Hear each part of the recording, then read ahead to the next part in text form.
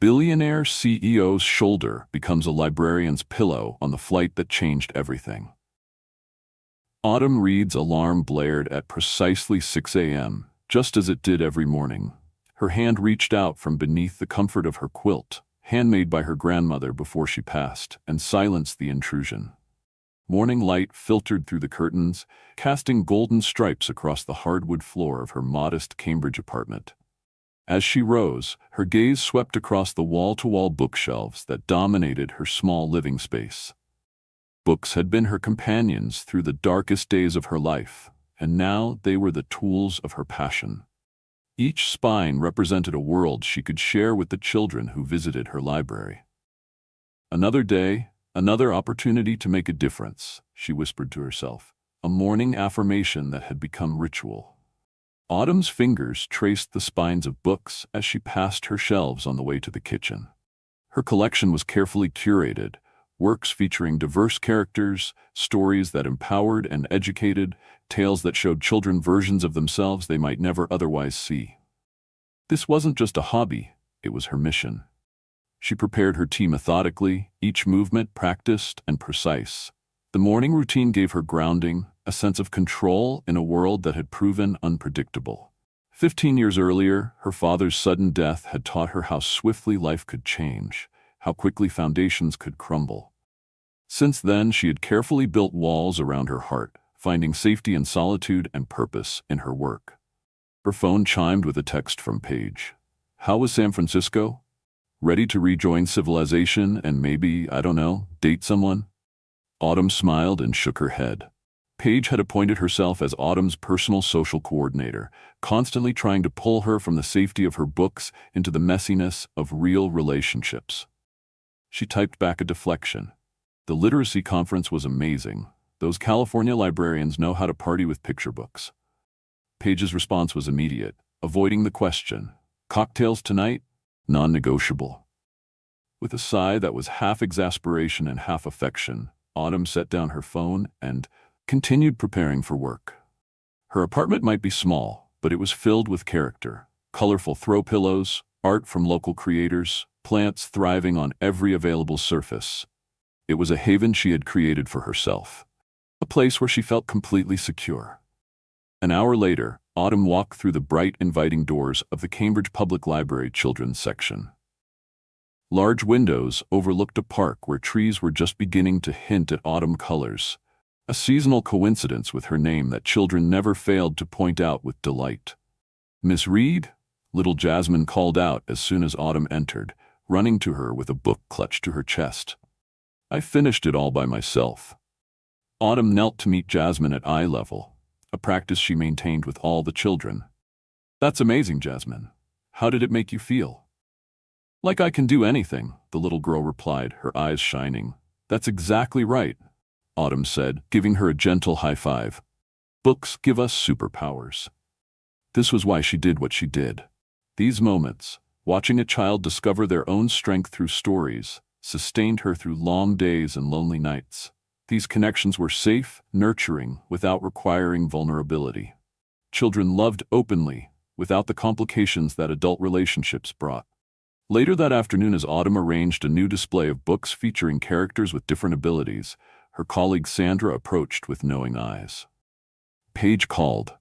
She said to remind you about tonight, and that if you try to cancel, she'll come drag you out by your favorite cardigan. Autumn laughed. She's relentless. She's right, Sandra countered. When was the last time you went on a date or even had coffee with someone who wasn't me or Paige? Autumn focused intently on perfectly aligning the books on display. I'm happy with my life, Sandra. Not everyone needs romance to feel complete. Of course not. But you've built such high walls that no one can even see if there's a door. The words hit closer to home than Autumn wanted to admit. She had constructed her life carefully. Meaningful work, a close circle of friends, her books. But something was missing. Sometimes, in the quiet of night when sleep eluded her, she felt it, a longing for connection that went deeper than friendship, a desire to be truly known by another soul. If you've ever lost yourself in books during difficult times, drop a book emoji in the comments. Sometimes the stories we read become our safest havens. The week in San Francisco had been exhilarating and exhausting in equal measure. Autumn had presented her work on creating inclusive reading environments to fellow librarians from across the country, networked until her voice grew hoarse, and collected enough innovative ideas to fill a notebook. But now, as she settled into her seat on the red-eye flight back to Boston, the weight of fatigue pressed upon her shoulders. "Please let the middle seat stay empty," she whispered to herself as passengers continued to board. The small prayer of every frequent flyer. The aisle seat to her left was already occupied by an elderly woman who had immediately donned an eye mask and reclined her seat. Autumn stared out the small oval window, watching ground crew scurry about in the darkness, their reflective vests catching the lights from the terminal. She longed for her own bed, her own books, the familiar comfort of her apartment. Conferences always left her with a strange combination of inspiration and social depletion. Her silent plea for an empty middle seat evaporated as a tall figure paused in the aisle beside her row. Autumn glanced up and immediately felt her breath catch slightly. The man stood wearing what was clearly a custom-tailored suit that suggested wealth without flaunting it. His dark brown hair was neatly styled, and his face possessed a thoughtful quality that seemed at odds with his executive appearance. "Excuse me," he said, his voice a low, pleasant tenor. "I believe that's my seat." Autumn nodded and shifted slightly to allow him access to the middle seat. As he settled in beside her, she caught the subtle scent of an expensive cologne, nothing overwhelming, just a hint of something earthy and refined. "Heading home?" he asked, the question simple but delivered with what seemed like genuine interest. "Yes," Autumn replied. "Back to Boston after a week of conferencing." He nodded. "Same, though for me it was meetings rather than conferences. A simple exchange, the kind that happened between strangers on planes every day. Yet, something in his manner, a certain authenticity beneath the polished exterior, made Autumn curious. Not that it mattered. In a few hours they would land, go their separate ways, and never cross paths again. The flight attendants began their safety demonstration, and Autumn felt her eyelids growing heavier by the minute. She had planned to read during the flight, the novel she'd been saving for the journey home, sitting untouched in her bag. But exhaustion was winning the battle against intention. As the plane accelerated down the runway and lifted into the night sky, Autumn struggled to keep her eyes open. The gentle vibration of the aircraft combined with her accumulated fatigue created an irresistible pull toward sleep. She tried to fight it, aware of the stranger beside her, not wanting to invade his space. But sleep showed no mercy.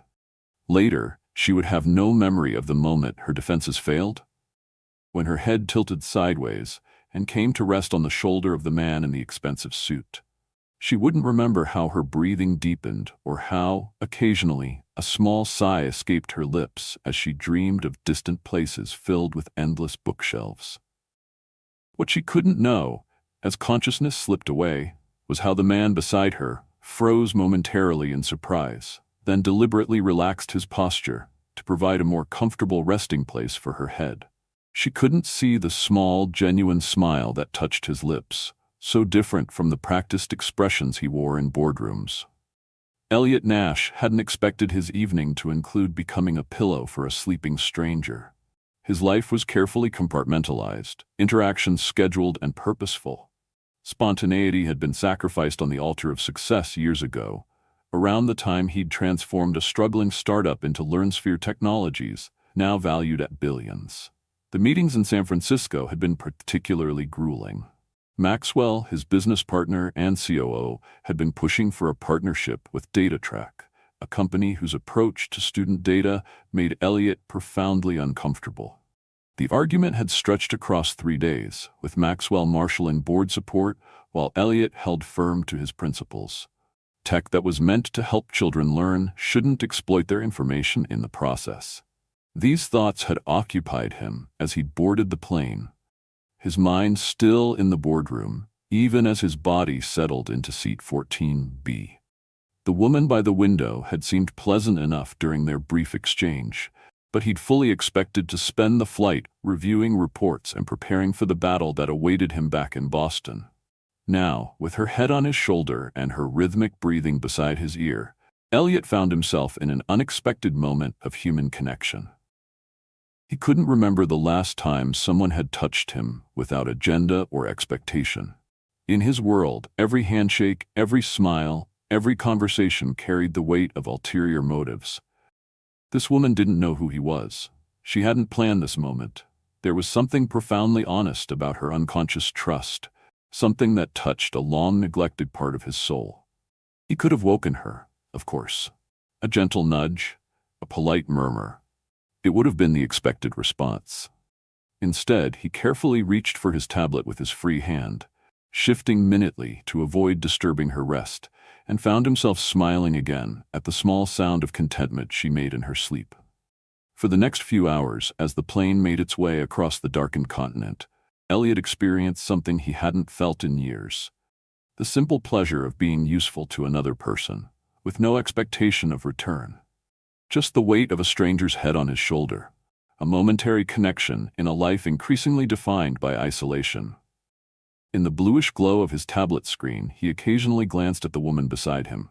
Her natural hair framed a face relaxed in sleep, one hand curled loosely in her lap. She wore professional attire, simple, tasteful, and individualized, with unique earrings that appeared to be tiny, colorful books. A librarian, perhaps, given her earlier mention of a conference? The thought warmed him, reminding him of afternoons spent in libraries as a child, before the weight of legacy and expectation had narrowed his path. As the hours passed and the cabin lights dimmed, Elliot allowed himself to wonder what her life might be like. Did she have someone waiting for her? A home filled with conversation and laughter? Or was she, like him, returning to an immaculate space that never quite felt lived in, despite its comforts? The thought startled him. When had he become so philosophical about the lives of strangers? Perhaps exhaustion was affecting him more than he realized. Or perhaps there was something about this unexpected human moment that invited reflection, that pierced through the careful armor he'd constructed around himself. He returned his attention to his tablet, to the educational software designs that LearnSphere was developing, tools that would help children like his nephew Noah, whose dyslexia had initially inspired Elliot's venture into educational technology. The work mattered. He knew that. But sitting there, with a stranger trusting enough to sleep against him, he couldn't help but wonder if he had built a company at the expense of building a life. Ladies and gentlemen, we're beginning our final descent into Boston Logan International Airport. Please return your seats to their upright position, stow your tray tables, and make sure your seatbelts are securely fastened. The captain's announcement penetrated Autumn's consciousness slowly, like sunlight filtering through layers of clouds. She felt warm, comfortable, and inexplicably secure. Then awareness rushed in like a tide. The gentle pressure against her right cheek wasn't her pillow, it was someone's shoulder. Horror dawned as memory reassembled itself. The flight, the man in the middle seat, her exhaustion. Autumn jerked upright, mortification burning across her face as she realized she had spent hours using a complete stranger as a pillow. "I am so sorry," she stammered, unable to meet his eyes, her hand instinctively checking her mouth for any evidence of drool. The ultimate humiliation. When she finally gathered the courage to look at him, she was surprised to find no irritation or discomfort in his expression. Instead, his eyes held a warmth that seemed genuine. "Don't apologize," he said, his voice carrying the slight roughness of someone who hasn't spoken for hours. "You clearly needed the rest. Still, I invaded your space completely, for hours." Autumn smoothed her hair self-consciously. "That's not exactly standard airplane etiquette." The corner of his mouth lifted in a slight smile. Standard airplane etiquette also includes bad food and avoiding conversation.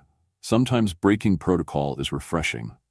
Something about his calm acceptance of her unintentional imposition made the knot of embarrassment in Autumn's chest begin to unravel. He didn't seem bothered. In fact, he seemed almost amused. Not in a mocking way, but with a genuine lightness that was surprisingly disarming. "Well, thank you for being a good sport," she said, trying to regain her composure and apparently a comfortable headrest. His laugh was unexpected, a rich sound that suggested it wasn't deployed often. "Happy to be of service. I'm Elliot, by the way." "Autumn," she replied, accepting his offered hand. His handshake was firm but not aggressive, the brief contact sending an inexplicable warmth up her arm. "Like the season," he observed, "it suits you." The compliment was simple, but delivered with such sincerity that Autumn felt herself responding to it, despite her usual guardedness around strangers. "My mother was a poet," she explained. "She had a thing for seasonal names." "And what do you do, Autumn, when you're not catching up on sleep at 30,000 feet? There was something in his manner that invited honesty, a quality of attentive listening that made her want to share more than the surface-level response such questions usually elicited. "I'm a children's librarian," she said. "I focus on creating inclusive reading spaces and literacy programs." Interest sparked in his eyes. "That's remarkable work. Books changed my life as a kid. Still do, when I make time for them." "And you?" she asked. "What had you in San Francisco? A shadow of something?" Tension, perhaps, crossed his face briefly. "I run an educational technology company. We develop learning tools for children, particularly those with different learning needs." The plane's wheels touched down on the runway before Autumn could respond, the slight jolt of landing punctuating their conversation. As the aircraft taxied toward the terminal, an unexpected feeling of regret washed over her. In a few minutes they would disembark, collect their luggage, and this brief connection would dissolve into memory. They spoke little as the plane completed its journey to the gate, both gathering their belongings in the cramped space. When the seatbelt sign finally dinged off, the usual rush of impatient passengers began standing and reaching for overhead compartments. "After you," Elliot gestured, allowing Autumn to step into the aisle ahead of him. The procession toward the exit was slow, giving Autumn time to formulate a proper thank you for his patience with her unintended nap. But each phrase that came to mind seemed insufficient or awkwardly formal. As they reached the jet bridge, Autumn turned to face him. "Thank you again for being my unwitting pillow. Most people would have woken me up." He smiled, and something in his eyes suggested he was weighing his words carefully. "Sometimes the kindest thing we can do for others is simply to be still and let them rest." The philosophical undertone of his response surprised her. There was depth to this man that his polished exterior didn't immediately suggest, a thoughtfulness that made her curious. They walked together through the terminal, the early morning hour meaning fewer crowds but a strange liminal quality to the space. Their pace slowed as they approached the point where their paths would naturally diverge. He to the premium baggage claim, she to the regular one. "It was nice meeting you, Autumn," he said, pausing at the intersection. "I hope you find your way home safely." "You too," she replied, feeling an unusual reluctance to end the encounter. "Enjoy the rest of your morning." With a final nod, he turned and walked away, his tall figure soon disappearing among the other travelers. Autumn stood watching for a moment longer than necessary before heading toward her own destination, an unusual feeling of something missed settling in her chest. The baggage claim area was nearly empty at this hour, the carousel turning with only a handful of suitcases making their lonely circuit. Autumn spotted her well-worn navy blue suitcase and stepped forward to retrieve it.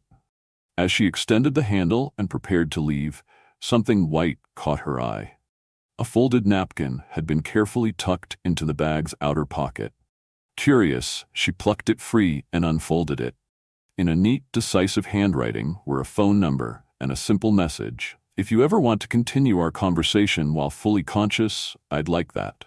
Elliot."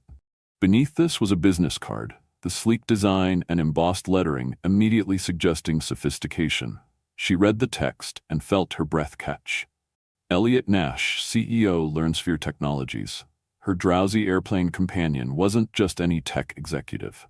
He was the Elliot Nash, founder of one of the most innovative educational technology companies in the country, a billionaire whose face occasionally appeared in business magazines. And she had drooled on his shoulder. The realization hit her with such force that she nearly dropped the napkin. The taxi ride home passed in a blur as Autumn's mind raced, piecing together fragments of their interaction with what she knew about Elliot Nash from occasional news articles. He had built LearnSphere from nothing, turning down multiple acquisition offers from tech giants to maintain the company's educational mission. Unlike many Silicon Valley types, He kept a relatively low profile, rarely appearing at industry parties or on social media. The business press alternately praised his principled approach and questioned whether his reluctance to maximize profit would eventually doom the company. And now this man, this billionaire with the resources to do literally anything with his time, had given her his personal number and expressed interest in talking again. It made no sense. Their worlds couldn't be more different. He operated in a sphere of board meetings and investment decisions, while she spent her days helping children find just the right book to spark their imagination. What could possibly come from such an unlikely connection? Yet as Autumn unlocked the door to her apartment, she found herself unable to discard the napkin. Instead, she placed it carefully on her kitchen counter, propped against a stack of books, where it remained as she unpacked and prepared for bed. Its presence a question mark in her otherwise orderly life.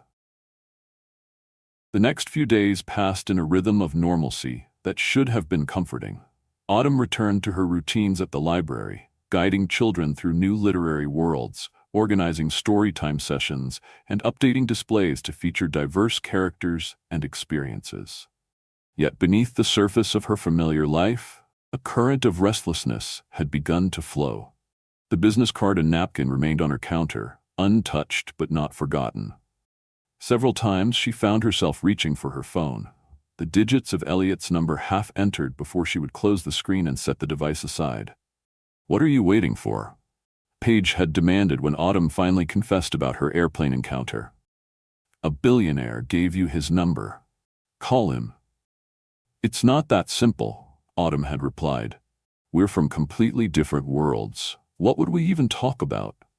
"You won't know until you try," Paige countered, her practical nature cutting through Autumn's hesitation. "The worst that happens is you have an awkward conversation and never speak again. The best? Well, I'll let your imagination fill in those blanks." It was Thursday afternoon, and the children's section hummed with the quiet energy of after-school visitors. Autumn knelt before a small circle of kids, an illustrated book open in her hands. Her voice shifted with each character, bringing the story to life in ways that had the children leaning forward, eyes wide and attentive. "And that's when the dragon realized," she read, her voice dropping to a conspiratorial whisper, "that being different wasn't something to fear. It was his greatest strength." As she closed the book, a small hand shot up immediately. It belonged to Liam, a regular visitor whose thoughtful questions often surprised her. "Miss Reed," he asked, his serious expression belying his 7 years, "do grown-ups forget that being different is okay?" The question caught her off guard, its innocent wisdom striking at something deep within her. "Sometimes we do, Liam," she answered honestly. "Sometimes we get so caught up in fitting in that we forget the power of standing out." From the edge of the reading area, Mrs. Calloway, an elderly patron who had appointed herself unofficial librarian emeritus, gave Autumn a knowing smile. The woman had a disconcerting habit of seeing through people's carefully constructed facades. After story time concluded and the children dispersed to find books or complete homework, Mrs. Calloway approached, her cane tapping softly against the carpet.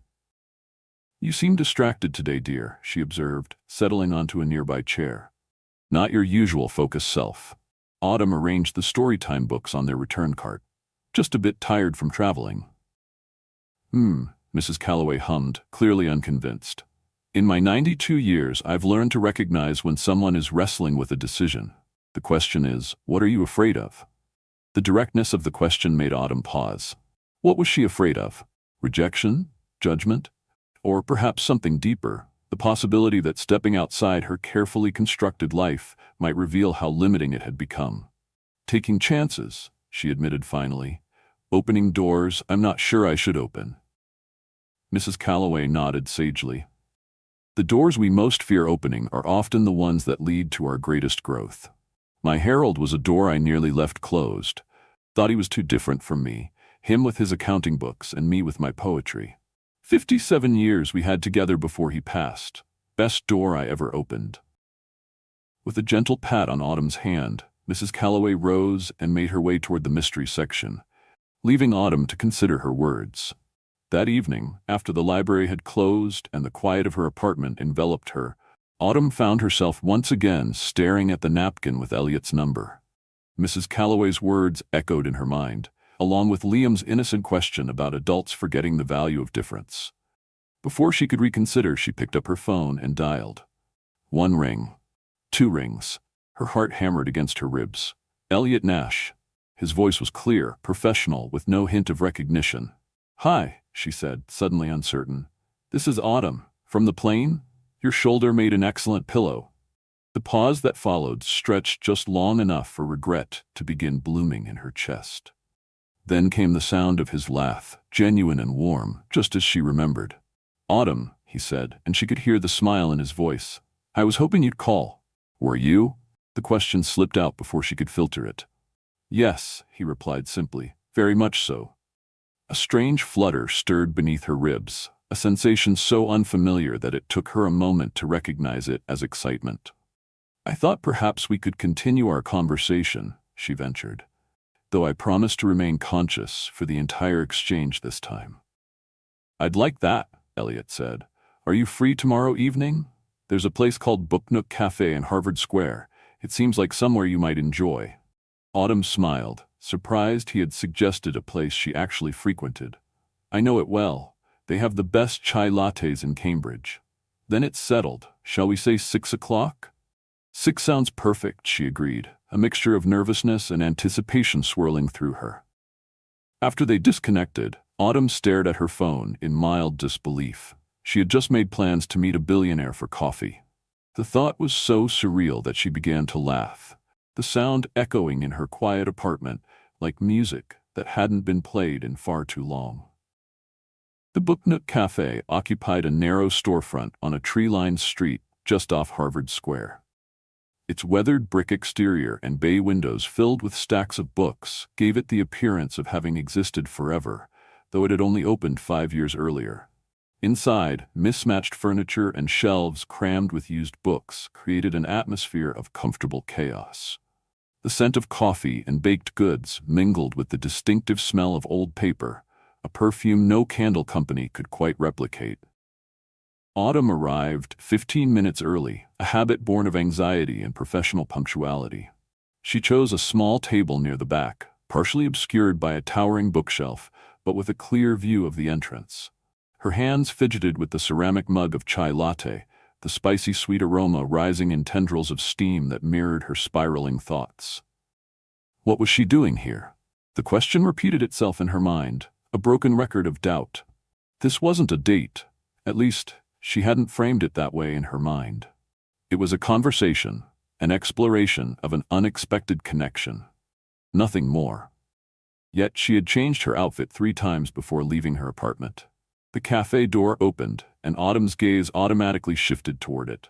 Elliot entered, his tall figure immediately recognizable even without the business attire. Today he wore dark jeans and a simple charcoal sweater that made him look more approachable than the tailored suit had.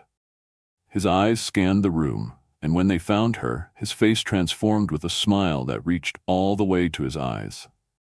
As he navigated between tables toward her, Autumn noticed several patrons doing double takes, the spark of recognition in their expressions confirming that Elliot's face was indeed known beyond the business pages she occasionally skimmed.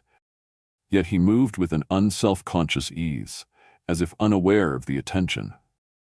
"You found it?" she said as he reached her table, the words immediately striking her as absurd. Of course he had found it, he was standing right there. If he noticed her awkwardness, he gave no indication. "I did, though I almost walked past it twice. It blends perfectly into the streetscape, like it's always been here." "That's what I love about it," Autumn admitted as he took the seat across from her. "It feels timeless."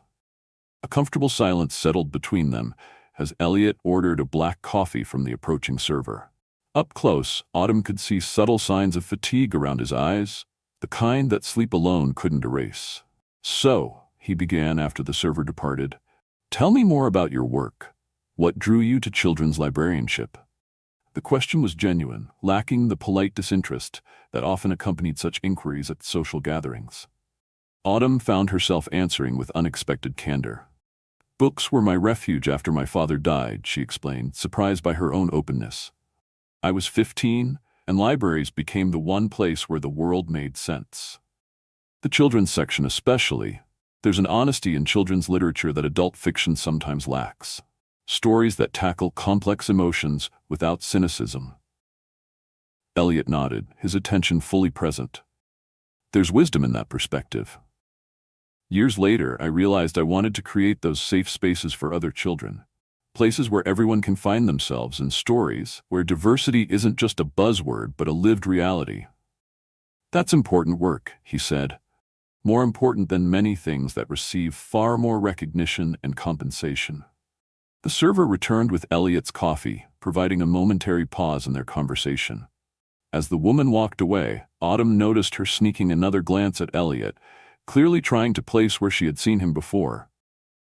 "Does that happen often?" Autumn asked, gesturing subtly toward the retreating server.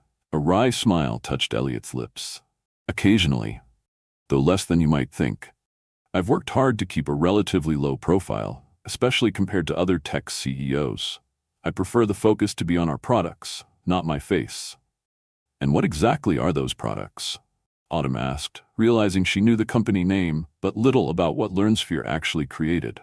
Animation transformed Elliot's expression as he began to explain. "We develop adaptive learning technology for children with different learning needs, dyslexia, ADHD, processing disorders.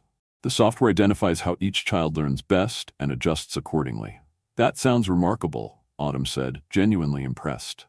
"It started because of my nephew, Noah," Elliot continued, a warmth entering his voice. "He was diagnosed with dyslexia at 7.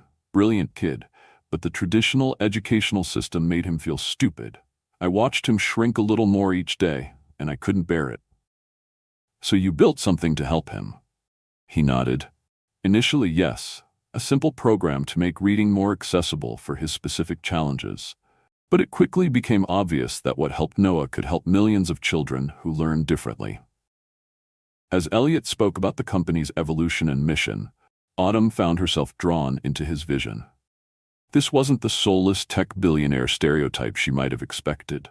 His words revealed genuine passion for educational access, a commitment to children that mirrored her own in surprising ways. "What about you?" he asked eventually.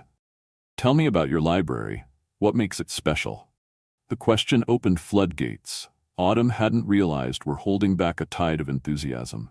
She described her initiatives for inclusive programming, the effort to ensure every child saw themselves represented in the collection, the literacy outreach to underserved communities. Words flowed easily between them, each sharing not just facts about their work, but the deeper purpose that drove them. Hours passed unnoticed as their conversation expanded beyond professional passions to books they had loved, places they hoped to visit, small joys that made life meaningful. The cafe began to empty around them, the evening crowd thinning as closing time approached. Eventually, the same server who had brought their drinks cleared her throat gently beside their table. "I'm sorry, but we're closing in 15 minutes. Autumn glanced at her watch in surprise. "It's nearly 11? That can't be right." "Time flies," Elliot said with a smile that suggested he wasn't at all disappointed by how long they had talked. "Would you like me to walk you home? Or I can call a car for you." The offer was presented without assumption, giving Autumn space to choose. Walking would be nice, she decided. It's not far, and the evening is beautiful. As they stepped outside, the spring night air carried the scent of blooming trees. Harvard Square had quieted, though students still wandered between late-night study sessions and dormitories, their voices carrying in the stillness. "I can't believe we talked for 5 hours, Autumn said as they began walking.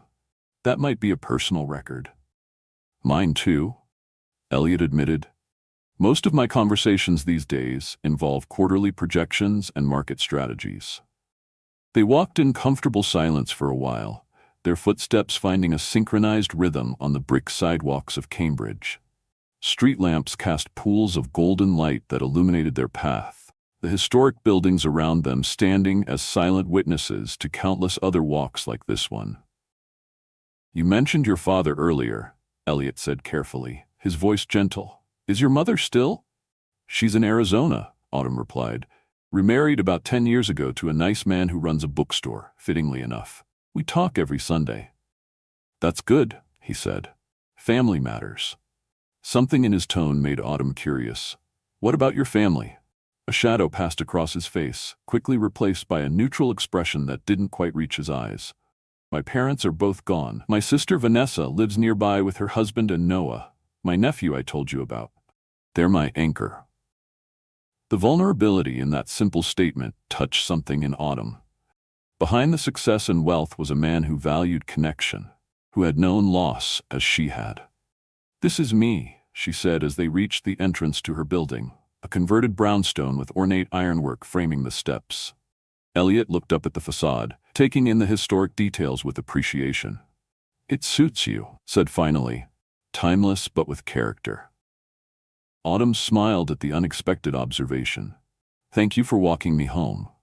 Thank you for calling, he countered. I wasn't sure you would. The honesty of his statement surprised her. Why did you leave your number? You must meet interesting people all the time. Elliot considered her question with a thoughtfulness that seemed characteristic of him, weighing his words carefully before speaking. I meet many people. Few of them see me as just a person, rather than a potential business connection or a walking net worth figure. His eyes met hers directly. You slept on my shoulder for 6 hours and had no idea who I was. There was something refreshingly real about that. The explanation was both logical and unexpectedly touching. Autumn found herself responding to his candor with her own.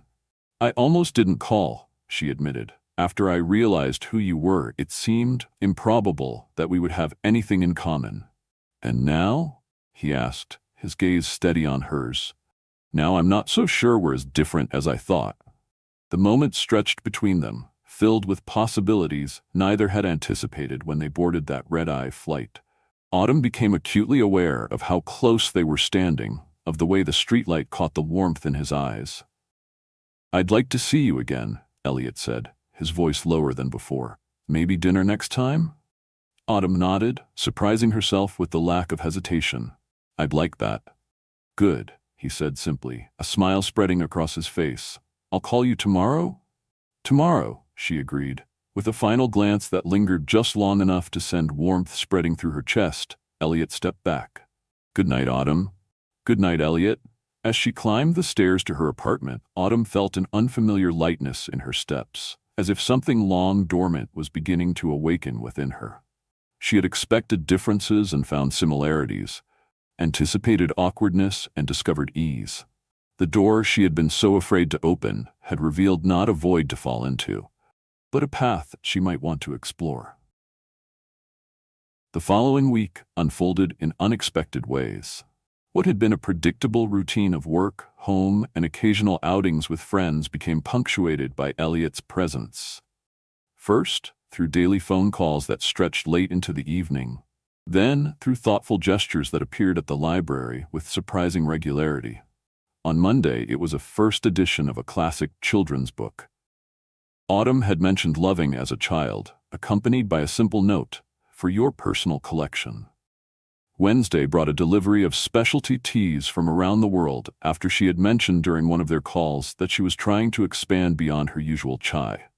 Each tin was labeled with a story about its origin and traditional preparation. By Friday, when an elaborate pop-up book arrived for the library's collection, one she had been trying to acquire for months with the limited budget she managed, her colleagues could hardly contain their curiosity.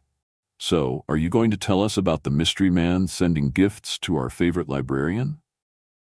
Sandra asked during their lunch break, her expression a mixture of intrigue and genuine concern. Because either you've acquired a very generous stalker, or there's a story you're not sharing.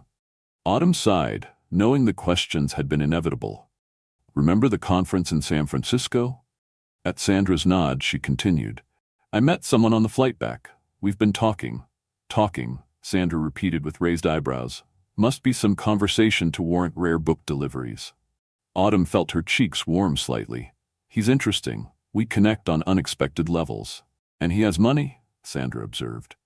Those gifts aren't from the clearance section. It's not about that, Autumn said quickly, defensive on Elliot's behalf. He's generous, yes, but it's more about the thought behind the gifts. He listens when I talk. Sandra's expression softened. I'm happy for you, Autumn. Really? It's just, be careful, okay? When was the last time you let someone new into your life? I don't want to see you hurt. The concern was valid. Autumn's last relationship had ended 3 years earlier, a mutual recognition that neither was willing to fully open themselves to the vulnerability true intimacy required. Since then, she had channeled her emotional energy into her work, into the children, and books that felt safer than the messy reality of adult relationships. I know, Autumn assured her friend. I'm taking it slowly, getting to know him. What does he do? Sandra asked, clearly trying to piece together the puzzle of this new development in Autumn's life. Autumn hesitated. She hadn't mentioned Elliot's full name or profession to anyone except Paige, uncertain how to explain that she was forming a connection with someone whose net worth had 9 zeros attached to it. He works in educational technology, she said finally, the partial truth easier than the complete one, creating learning tools for children with different needs. Before Sandra could press for more details, Mrs. Calloway appeared beside their table, her cane making its familiar tap against the floor. I couldn't help overhearing, the elderly woman said unapologetically, settling into a vacant chair. And I must say, it's about time you opened that door, dear.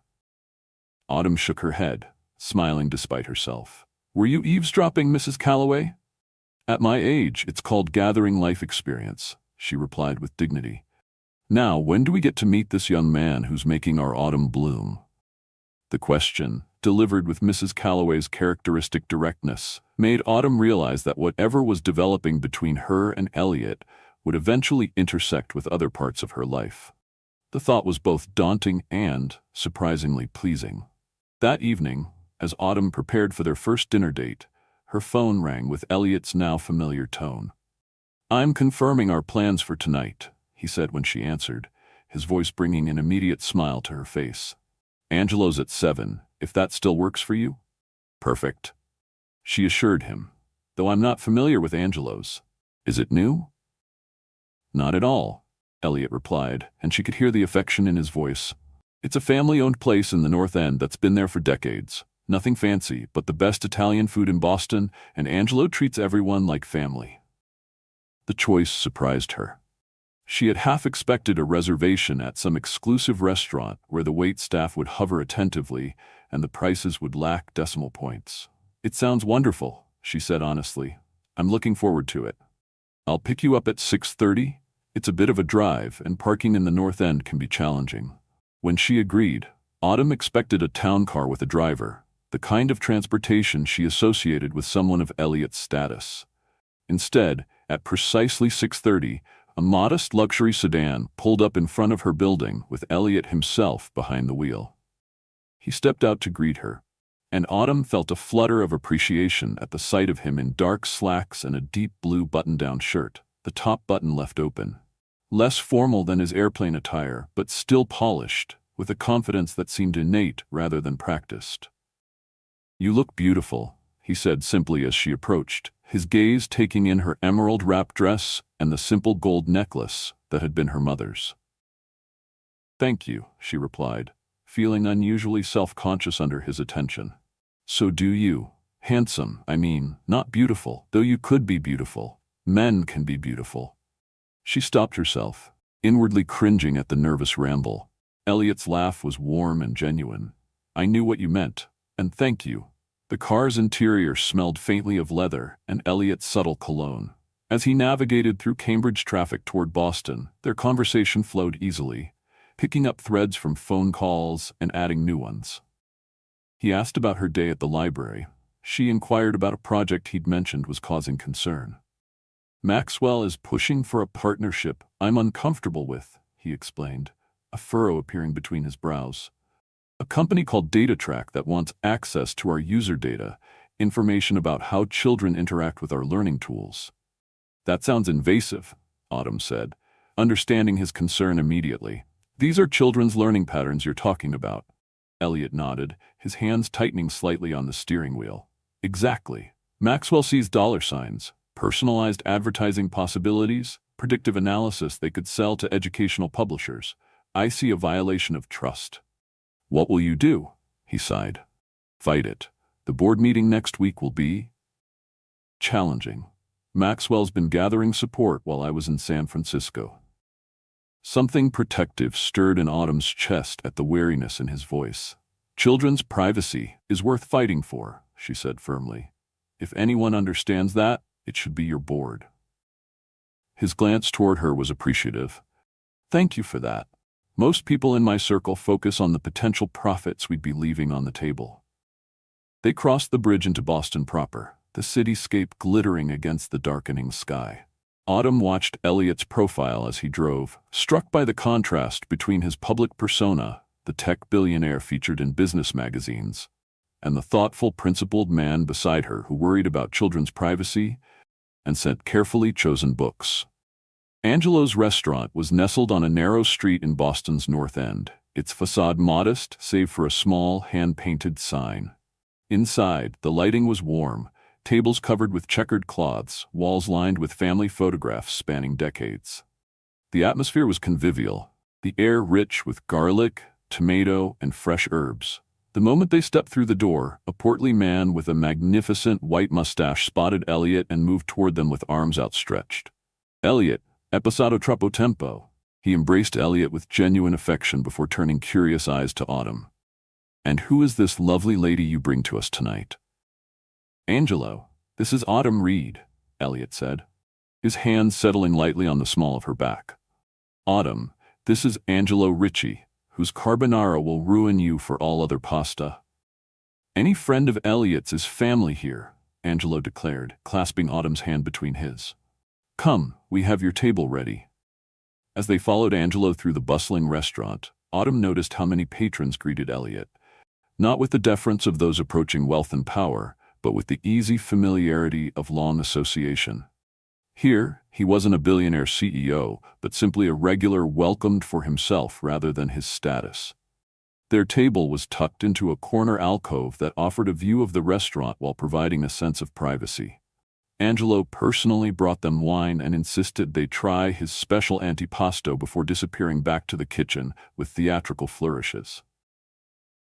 You come here often, Autumn observed, taking in the comfortable way Elliot settled into his chair. He nodded, pouring them each a glass of the ruby-red wine. My father used to bring me here. When I was a boy, it was a special treat. We couldn't afford it regularly. The statement caught Autumn by surprise. Your father?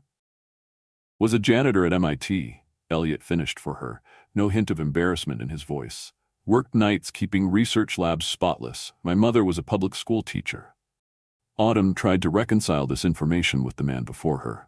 So you didn't inherit your wealth. A shadow crossed his face. No, everything Learnsphere became happened after they were gone. Sometimes that's the hardest part, knowing they never saw what their sacrifices made possible. The vulnerability in his admission touched something deep within Autumn. Here was another unexpected bridge between them, both shaped by loss, both carrying forward the influence of parents who hadn't lived to see their full journey. Tell me about them, she said softly. Over plates of Angelo's legendary carbonara, Elliot shared stories of his father's quiet dignity, his mother's fierce belief in education, a small apartment in Dorchester where mathematical concepts were discussed at dinner and books were treated as treasures. In return, Autumn spoke of her own father's passion for justice. He had been a public defender, and how his sudden heart attack had reshaped her entire adolescence. Is that why you're cautious about relationships? Elliot asked perceptively. The suddenness of his loss? Autumn considered the question, appreciating that he had intuited something she rarely articulated. Partly. When someone disappears from your life without warning, it teaches you that nothing is guaranteed. I became selective about who I let matter to me. Selective, he repeated thoughtfully. Not closed off entirely. No, just careful. His eyes held hers across the table. I understand careful. My caution comes from a different place. People wanting proximity to what I have, rather than who I am. It creates a similar effect, though. Walls go up. And yet here we are, Autumn said, the wine perhaps making her bolder than usual. Here we are, he agreed, raising his glass slightly, to taking chances. As they finished their meal, Angelo reappeared to insist on dessert, tiramisu that he claimed would make angels weep with joy.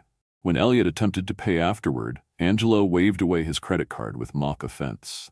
"The first time you bring a lady to my restaurant, the meal is my gift," he declared. "Next time, maybe I let you pay." Outside, the North End streets had quieted, most restaurants closing for the night. A light mist had begun to fall, giving the cobblestones a glossy sheen beneath the streetlights. They walked slowly back toward where Elliot had parked, neither seeming eager to end the evening. "Would you like to walk by the river for a bit?" Elliot asked as they reached his car. "The rain is just a drizzle, and the esplanade is beautiful at night." The spontaneous suggestion delighted Autumn. "I'd love that." They drove the short distance to the Charles River Esplanade, where Elliot produced an umbrella large enough to shelter them both. Walking close beside him, their shoulders occasionally brushing, Autumn felt a sense of peace that had eluded her for longer than she cared to admit. The city lights reflected on the river's surface, creating a mirror world of shimmering color. Few people braved the mist, giving them a rare moment of privacy in the public space. "Thank you for tonight," Autumn said as they paused at a viewpoint overlooking the water. "For sharing Angelo's with me. For telling me about your parents." Elliot turned to face her, their proximity beneath the umbrella creating an intimate sphere amid the openness of the esplanade. "Thank you for calling me that day," he replied, "for taking a chance on someone who was effectively a stranger." "Not a stranger anymore," she said softly. His gaze dropped briefly to her lips, a question in his eyes that made her heart accelerate. With deliberate slowness, giving her every opportunity to move away, he leaned toward her.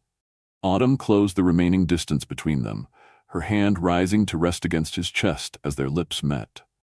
The kiss was gentle at first, tentative, two people testing unknown waters. Then Elliot's free arm curved around her waist, drawing her closer, and the kiss deepened into something that sent warmth cascading through Autumn's body despite the cool mists surrounding them. When they finally parted, both slightly breathless, the streetlight above cast a soft glow around them, transforming ordinary mist into something that resembled stardust. "That was," Elliot began. "Unexpected?" Autumn supplied. He smiled, the expression reaching his eyes in a way that made them crinkle at the corners. "I was going to say inevitable, actually, from the moment you fell asleep on my shoulder." The confession, delivered with such straightforward honesty, made Autumn laugh even as something fluttered in her chest. "I'm never going to live that down, am I?" "Not a chance," Elliot confirmed, pulling her back into another kiss that contained both promise and discovery. Above them, the mist continued its gentle descent, veiling the city in silver as two people from seemingly different worlds found common ground in the simple, profound act of opening their carefully guarded hearts. What's the most thoughtful gift you've ever received? Drop a gift emoji in the comments. Sometimes it's the smallest gestures that mean the most. The weeks that followed blossomed into a deepening connection that neither Autumn nor Elliot had fully anticipated. Phone calls became a nightly ritual, their conversations ranging from childhood memories to philosophical debates about education, to comfortable silences where simply knowing the other was there brought contentment. Elliot became a semi-regular presence at the library, arriving near closing time to help Autumn shelve returns or listening from the back row during her storytime sessions, his expression one of genuine admiration as she transformed into different characters for her enthralled young audience. For Autumn, who had kept her personal and professional lives carefully compartmentalized for years, his integration into her workspace brought unexpected joy. The children quickly warmed to Mr. Elliot, especially when he began bringing prototypes of LearnSphere's newest tools for them to test and critique. "You're good with them," she observed one evening as they walked toward her apartment, after a particularly successful session where Elliot had demonstrated a program that transformed letters into three-dimensional objects children could manipulate virtually. Natural, even. He looked pleased but slightly embarrassed by the compliment. "It's easy with your kids, they're engaged, curious. That's partly your influence, you know?" "Not entirely," she countered. "You respect them, treat them like their opinions matter." "They do matter," he said simply. "Sometimes children see solutions adults overlook precisely because they haven't learned what's supposedly impossible yet." These glimpses of his values, revealed in small moments rather than grand declarations, continued to draw Autumn toward him despite the lingering voice of caution in the back of her mind. It helped that Elliot seemed to understand her need for space and independence, never pushing for more than she was ready to give. The first complication appeared unexpectedly on a Wednesday morning in late May. Autumn had just finished arranging a new display featuring books about marine conservation when Sandra approached with an odd expression. "Have you seen this?" she asked, extending her tablet toward Autumn. The screen displayed a gossip website, its garish header declaring "Tech Billionaire's New Romance." Beneath was a grainy photo of Elliot and Autumn walking together along the esplanade, clearly taken with a telephoto lens. The accompanying text speculated about the mystery woman who had captured the attention of Boston's most eligible bachelor. Autumn felt her stomach tighten. Where did this come from? "It's all over the internet," Sandra said, concern evident in her voice. Someone must have recognized him that night. The intrusion into what had felt like a private connection left Autumn disoriented. She had known, intellectually, that Elliot's position made him a figure of public interest. But the reality of seeing their private moment transformed into public consumption was jarring. By afternoon, the impact had reached the library.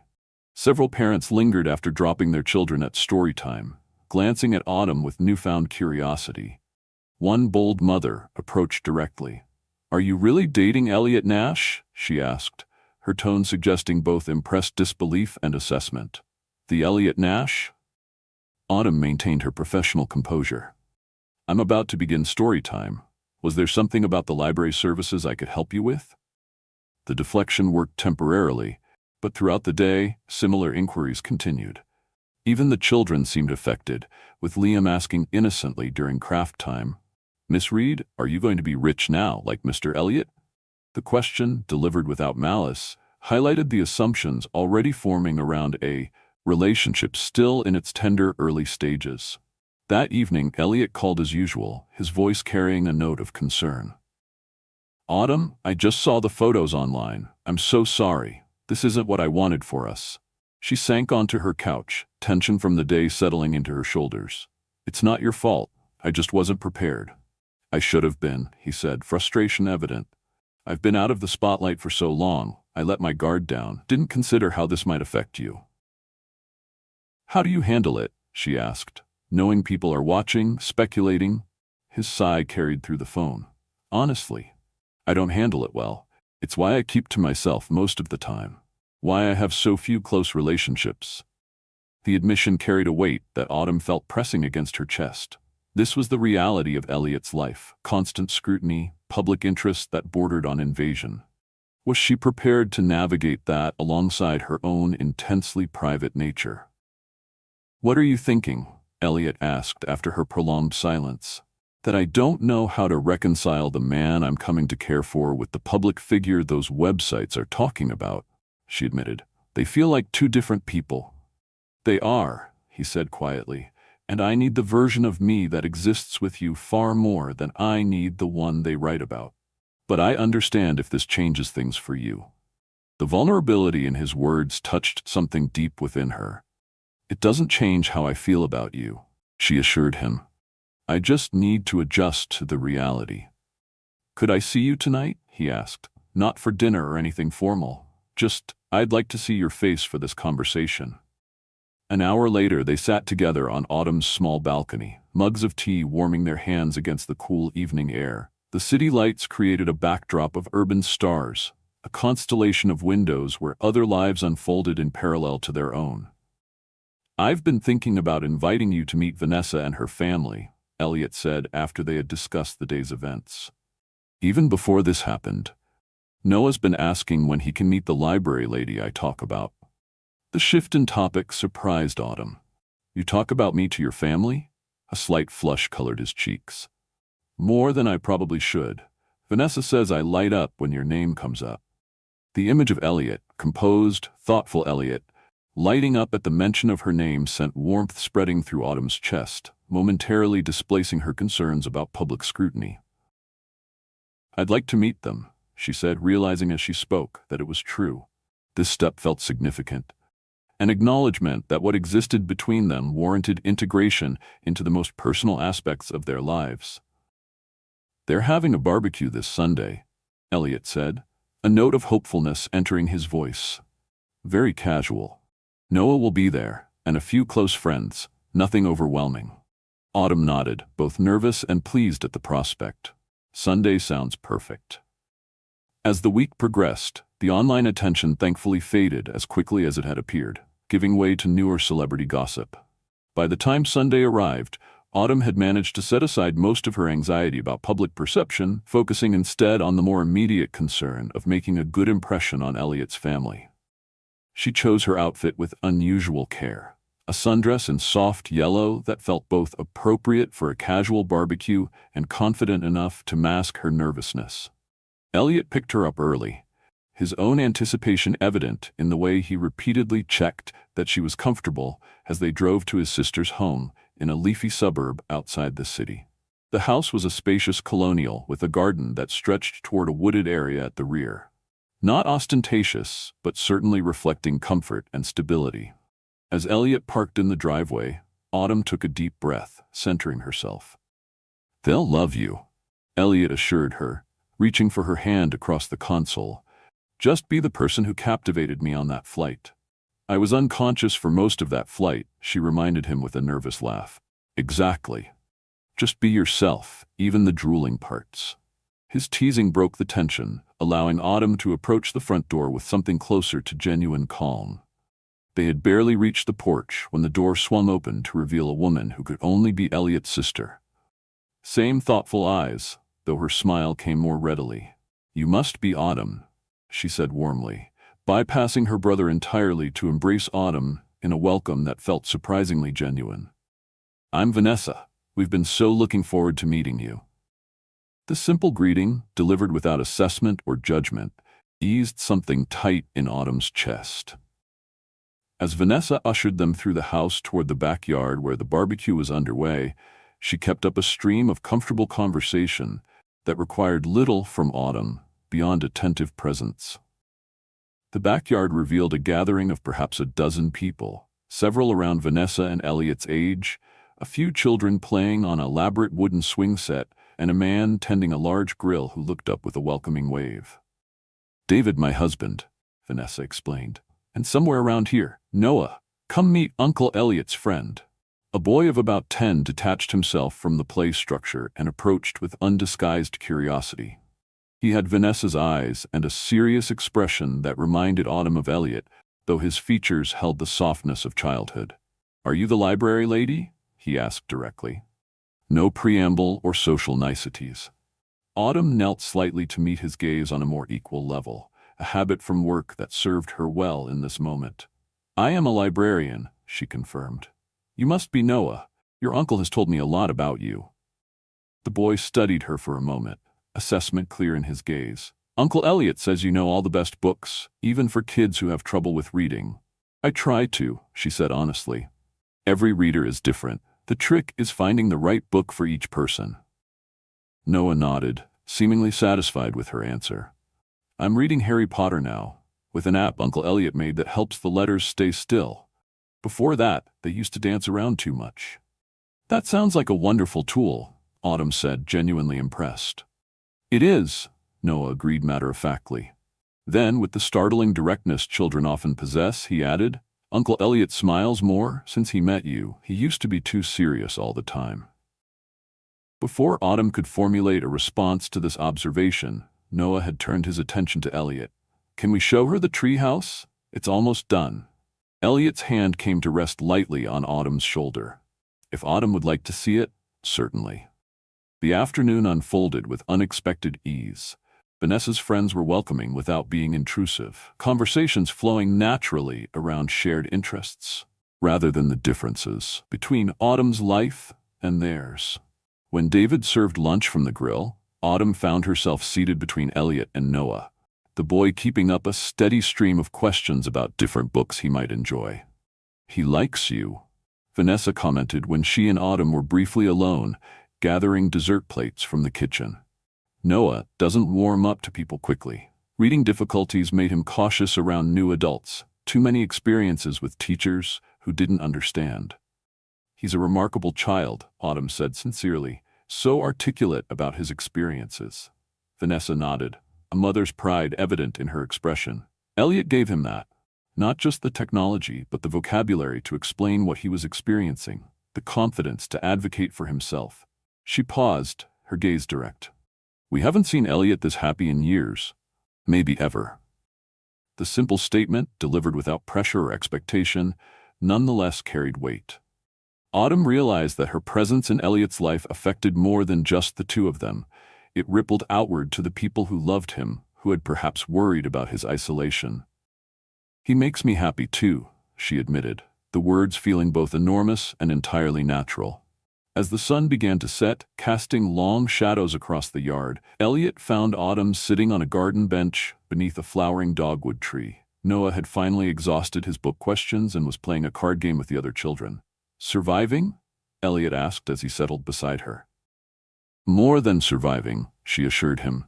Your family is wonderful. Vanessa made me feel welcome immediately. Relief visibly washed over his features. I'm glad. They're important to me.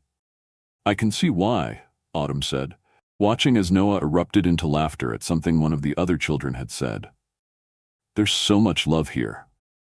Elliot's hand found hers, fingers intertwining with comfortable familiarity. There is. It's what grounds me when work becomes all-consuming. They sat in companionable silence for a moment, the garden around them humming with early summer insects and distant conversation. Autumn felt a sense of rightness she hadn't anticipated. Not just in her connection with Elliot, but in how naturally she had fit into this aspect of his life.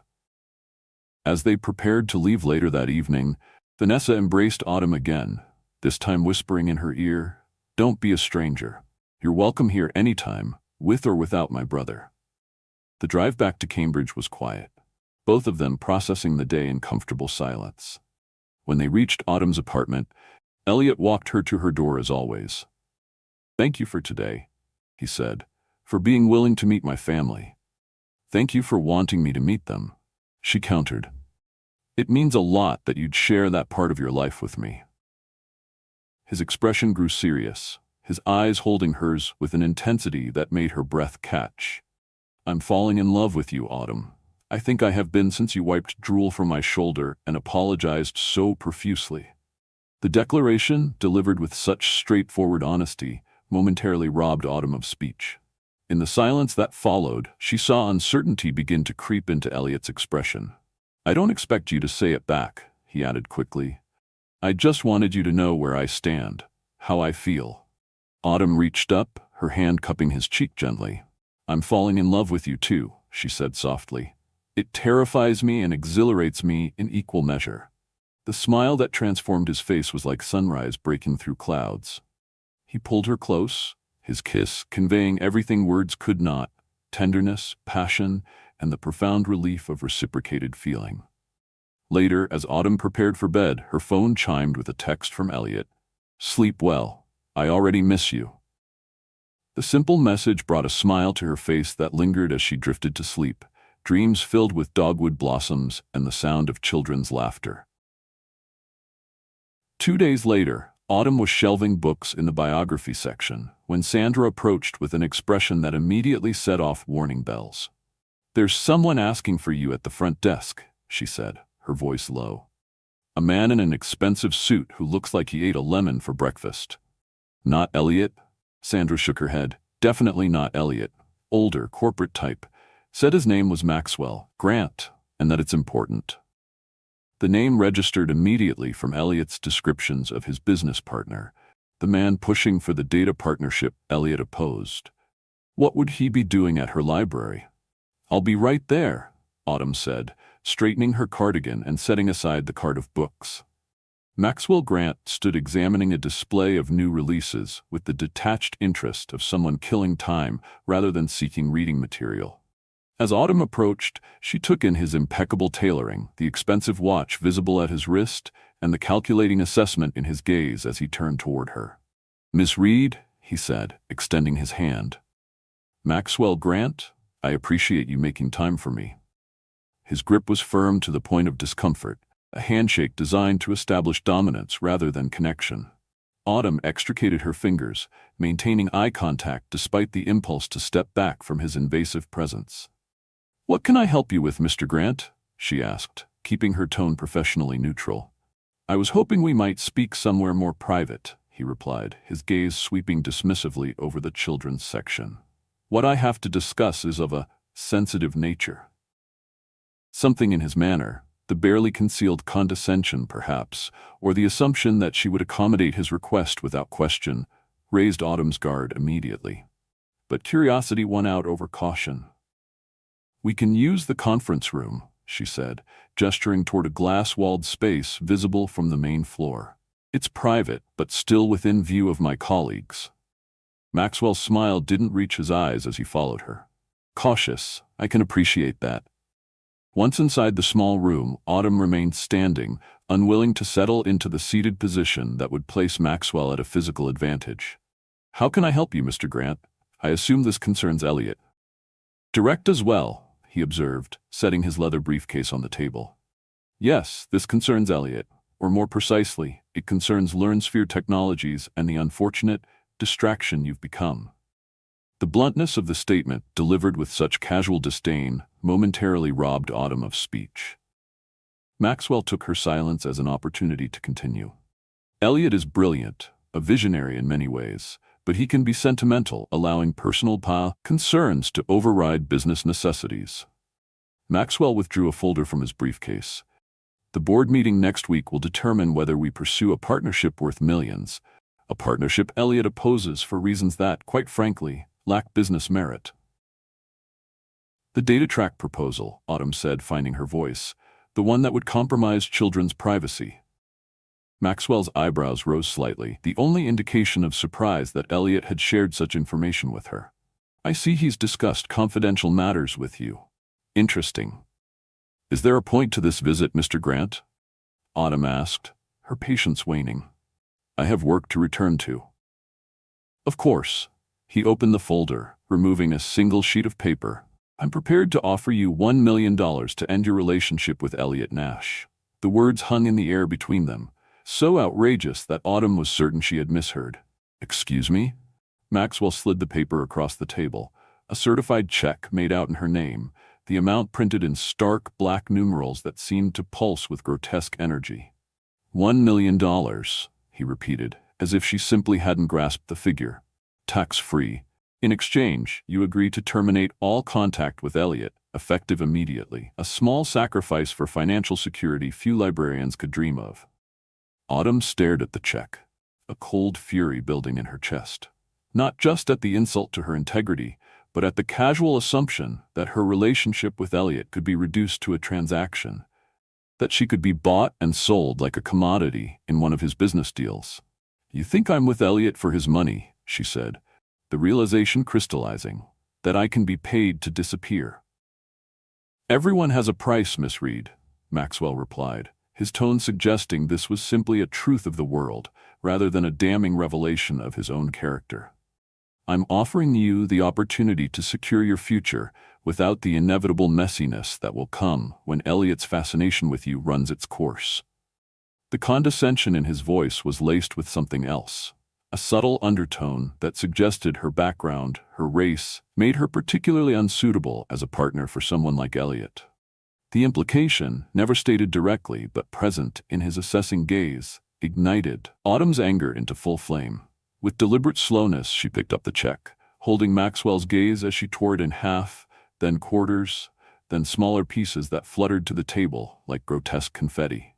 "I believe our conversation is finished, Mr. Grant," she said, her voice steady despite the rage coursing through her veins. "Please leave. Now." For the first time, Maxwell's composed facade faltered. He clearly hadn't expected rejection, particularly not one delivered with such finality.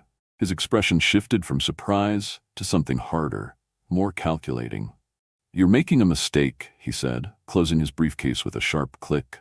"Elliot lives in a world you can't possibly understand. Eventually, you'll become a liability to him, professionally and socially. I'm simply accelerating the inevitable." "What you're doing," Autumn replied, "is revealing exactly why Elliot doesn't trust you with children's data. You see people as commodities to be manipulated for profit. Even a child would recognize the moral bankruptcy in that perspective. Maxwell's face tightened, a flush of anger creeping up his neck. You know nothing about business realities. And you know nothing about Elliot if you thought this would work. Autumn countered. Now please leave before I have security escort you out. For a moment, she thought he might continue arguing. Instead, he straightened his already impeccable tie and moved toward the door. This won't end well for either of you, he said, the words carrying the weight of a threat rather than a prediction. Autumn remained standing until Maxwell had disappeared through the library's main entrance, his rigid posture betraying his anger even from a distance. Only then did she sink into a chair, her hands trembling with the aftermath of adrenaline. The torn pieces of the check lay scattered across the table, $1 million reduced to meaningless scraps. The absurdity of the situation struck her suddenly, a bubble of incredulous laughter escaping her lips. A month ago, her life had been orderly, predictable, safely contained within familiar boundaries. Now she was tearing up $1 million checks and defending her relationship against corporate interference. Sandra appeared in the doorway, concern evident in her expression. Are you okay? That man looked furious when he left. I'm fine, Autumn assured her, beginning to gather the torn pieces of the check. Just an unusual business proposition. Must have been some proposition, Sandra observed, eyeing the confetti. Should I be worried? Autumn considered the question. Should she be worried? Maxwell's parting words had carried unmistakable menace. His influence within Learnsphere was significant, according to Elliot. The confrontation wouldn't end here, she was certain of that. No, she said finally, making a decision. But I might need to leave early today. There's someone I need to talk to. The rest of the afternoon passed in a blur of routine tasks performed on autopilot, while Autumn's mind churned with the implications of Maxwell's visit. She had assumed the greatest challenge to her relationship with Elliot would be the differences in their lifestyles or the public scrutiny. It hadn't occurred to her that the threat might come from within his professional circle, that someone would view their connection as dangerous enough to try buying her disappearance. By 5 o'clock, she had made up her mind. This wasn't something to discuss over the phone. Elliot deserved to hear about Maxwell's actions directly, to see the physical evidence of his business partner's betrayal. Gathering the torn pieces of the check into an envelope, Autumn left the library and headed for Elliot's Beacon Hill address. They had planned to meet for dinner later, but this couldn't wait. The elegant townhouse where Elliot occupied the penthouse stood among similarly historic buildings on a quiet, tree-lined street. Despite having dated him for weeks, this would be Autumn's first visit to his home. Their time together usually spent at her apartment, at restaurants, or in public spaces. The thought brought a momentary hesitation as she approached the tastefully understated entrance. The doorman recognized her name immediately. Miss Reed? Mr. Nash mentioned you might be visiting. Please, the elevator requires a key for the penthouse. He produced a small card from his desk. Mr. Nash had this authorized for you last week. The information that Elliot had arranged for her access to his home before she ever visited registered as a gesture of trust that momentarily pushed aside her anxiety about Maxwell's interference. The private elevator ascended smoothly to the top floor, opening directly into an entrance foyer of understated elegance. Elliot, she called, stepping into the apartment. In here, his voice replied from somewhere deeper in the space. Autumn followed the sound, passing through a living area that surprised her with its warmth. Despite the obvious luxury, the soaring ceilings, the expansive windows offering panoramic views of Boston Common, the carefully curated furniture, the space felt lived in rather than showcased. Bookshelves lined one wall, filled with well-worn volumes arranged without apparent concern for aesthetic impact. A throw blanket lay casually across a deep leather sofa, and a half-empty coffee mug sat on a side table beside an open laptop. She found Elliot in what appeared to be a home office, standing before a wall covered entirely in framed artwork. Children's drawings, their bright colors and bold shapes creating a vibrant mosaic against the neutral wall. Noah's work, he explained, turning toward her with a smile that faded as he registered her expression. What's wrong? Without preamble, Autumn withdrew the envelope from her bag and handed it to him. Maxwell Grant came to see me at the library today. Elliot's face transformed, concern replaced by a controlled anger that hardened his features. What did he want? To pay me to disappear from your life, she said, watching as he emptied the torn fragments onto his desk. $1 million to walk away and never contact you again.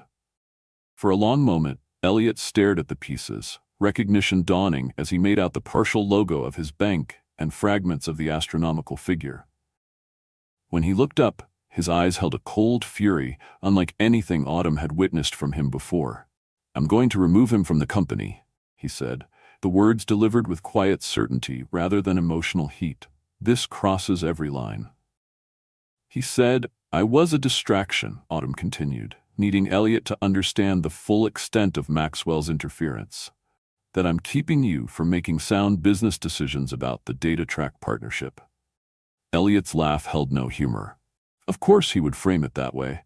It couldn't possibly be that exploiting children's data is ethically indefensible. It must be your influence clouding my judgment. He moved toward her then, his hands gentle as they framed her face, the contrast between his touch and the anger in his voice striking.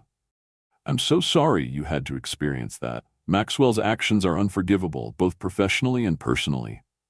He seemed genuinely shocked when I tore up the check, Autumn said, leaning slightly into his touch, as if the possibility that I might value something more than money had never occurred to him. That's Maxwell. Elliot confirmed, his thumbs tracing small, comforting circles against her cheekbones. To him, everyone and everything has a price tag. The concept of principle over profit is foreign territory. The simple statement crystallized something Autumn had been feeling since her confrontation with Maxwell, a realization about the fundamental differences in worldview that separated people like him from people like Elliot, despite their shared professional sphere. I understand now, she said softly, why the DataTrack decision matters so much to you. It's not just about privacy policies or legal considerations. It's about what kind of world we want to build, one where people are seen as commodities or one where they're valued as individuals. Elliot's expression shifted, surprise giving way to something deeper, more profound. Yes, he said, his voice barely above a whisper. Exactly that. In that moment, standing amid the luxury of his penthouse with torn pieces of $1 million check scattered nearby, Autumn felt the last of her reservations about their different worlds dissolving.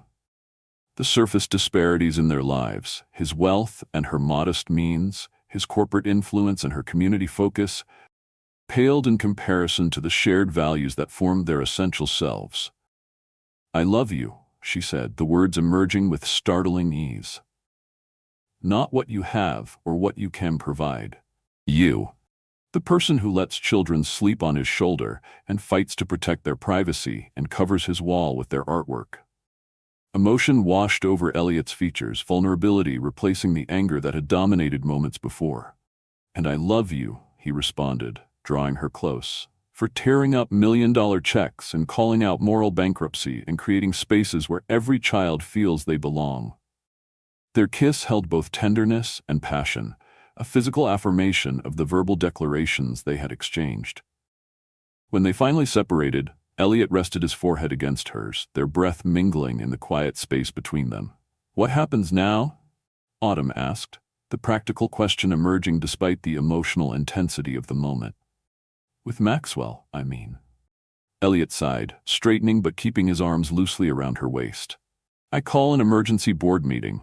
Present evidence of his approach to you, which violates about 12 company policies and possibly several laws. Then I begin the process of removing him from LearnSphere. Will that be difficult?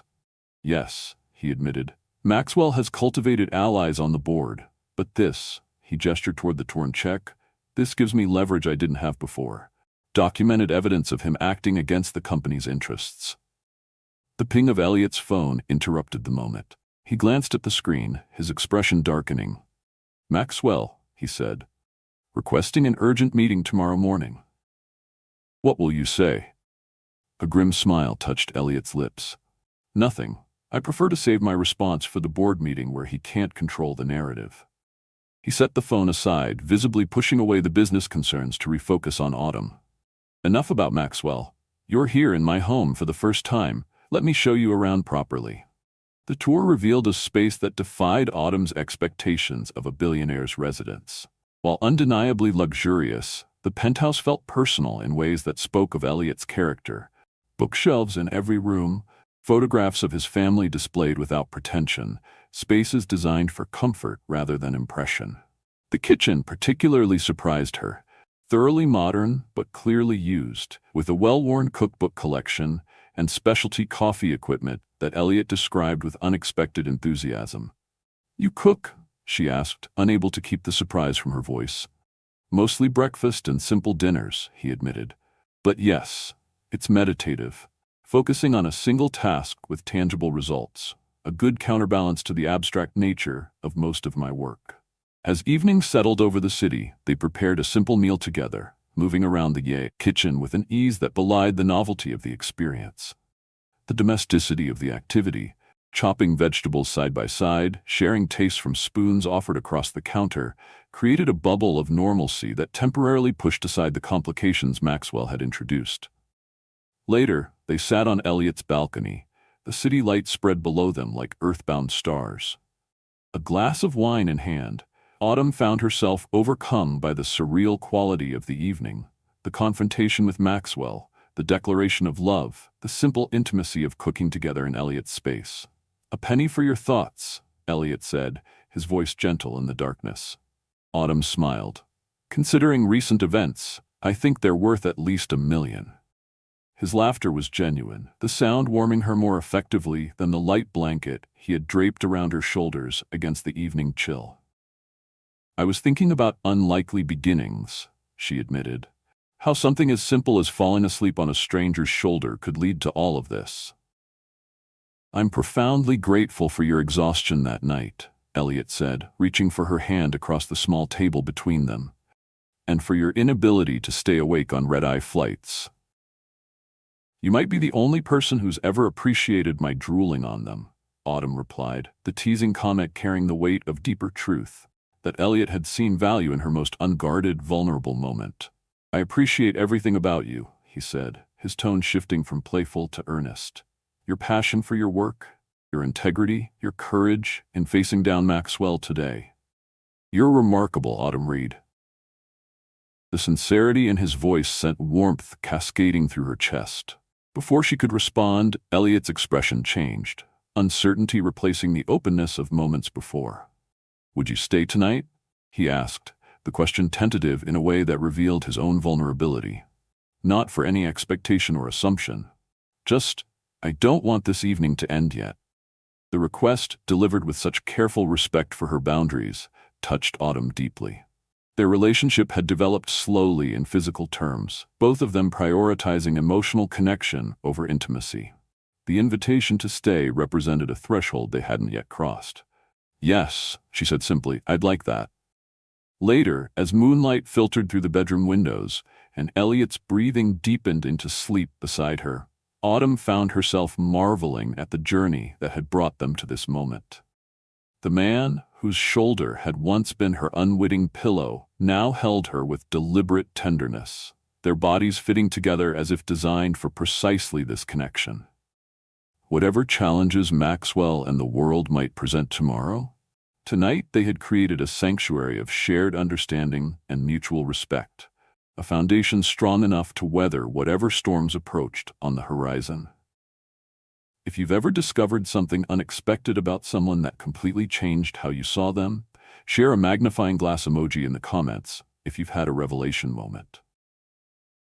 The morning brought soft light filtering through unfamiliar curtains, and the gentle weight of Elliot's arm draped across Autumn's waist. For a moment, she allowed herself to simply exist in the peaceful bubble of the bedroom. The outside world temporarily held at bay. Reality intruded in the form of Elliot's phone vibrating on the nightstand. He stirred beside her, reaching to silence the device without checking the screen. "Good morning," he murmured, his voice rough with sleep as he pressed a kiss to her shoulder. "Morning," she replied, turning to face him. "Important call?" "Nothing more important than this moment," he assured her, though a shadow of the previous day's concerns crossed his features. Though I should probably check my messages soon. The board members will need to be contacted about the emergency meeting. Autumn nodded, understanding the delicate balance between their relationship and the professional responsibilities that couldn't be indefinitely postponed. When will you call the meeting? Tomorrow, Elliot decided after a moment's consideration. It gives me time to prepare properly, gather the evidence, consult with legal, and it means I can spend today with you, if you're free. The thoughtfulness of his approach, making space for both his professional obligations and their relationship, reinforced Autumn's confidence in their connection. This wasn't a man who made impulsive decisions or allowed emotion to override strategy, even when deeply affected. I'm off today, she confirmed, though I should probably change clothes at some point. Elliot's smile held a warmth that sent pleasant shivers across her skin. That can be arranged. But breakfast first? I make excellent waffles. The domestic normalcy of the morning, Elliot in pajama pants and a t-shirt mixing waffle batter while Autumn brewed coffee, created a striking contrast to the high-stakes corporate drama unfolding in their periphery. They ate on the balcony, the spring morning cool but pleasant, conversation flowing between personal topics and strategic considerations about the upcoming confrontation with Maxwell. He'll claim it was a personal action, Elliot predicted, not a company one, that he was trying to protect my interests as a friend. Autumn considered this, recalling Maxwell's demeanor during their interaction. He seemed genuinely shocked when I refused the money, as if the possibility had never occurred to him. That's Maxwell's blind spot, Elliot agreed. He understands price but not value. It makes him effective in certain aspects of business, but fundamentally limited in understanding human motivation. After breakfast, they stopped by Autumn's apartment so she could change clothes and check her mail. The plan for the day was deliberately simple: a walk along the Charles, perhaps a visit to a museum, normal activities that would provide counterbalance to the corporate machinations awaiting tomorrow. Autumn was gathering what she needed when her phone rang. Paige's name flashed on the screen. "Hey, stranger," her friend's voice greeted. "Have you seen the news?" "What news?" Autumn asked, immediately alert. Elliot glanced up from where he was examining her bookshelves, concern evident in his expression. "You and your billionaire boyfriend are trending online," Paige replied. "Some financial blog posted an exclusive about his company's leadership being divided over your relationship. It's getting picked up everywhere." Cold dread settled in Autumn's stomach. "How bad is it?" It quotes anonymous sources close to the board, claiming Elliot's judgment is compromised, that he's rejecting profitable partnerships because of your influence. "It's pretty nasty, to be honest." "Maxwell," Elliot said as soon as Autumn relayed the information. His expression had hardened, the relaxed demeanor of breakfast replaced by focused intensity. "He's taking this public to pressure the board before I can call the meeting." "What does this mean?" Autumn asked, the weight of the situation pressing against her chest. Elliot ran a hand through his hair, a rare gesture of agitation. "It means we need to accelerate our timeline. I need to call the board members individually before they all read this and form opinions. And I need to speak with our PR team to prepare a response."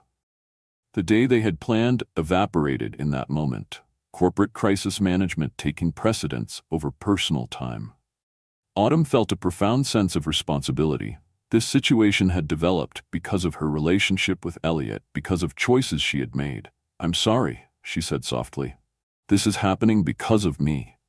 Elliot crossed the room to her in 3 quick strides, his hands gentle but firm on her shoulders.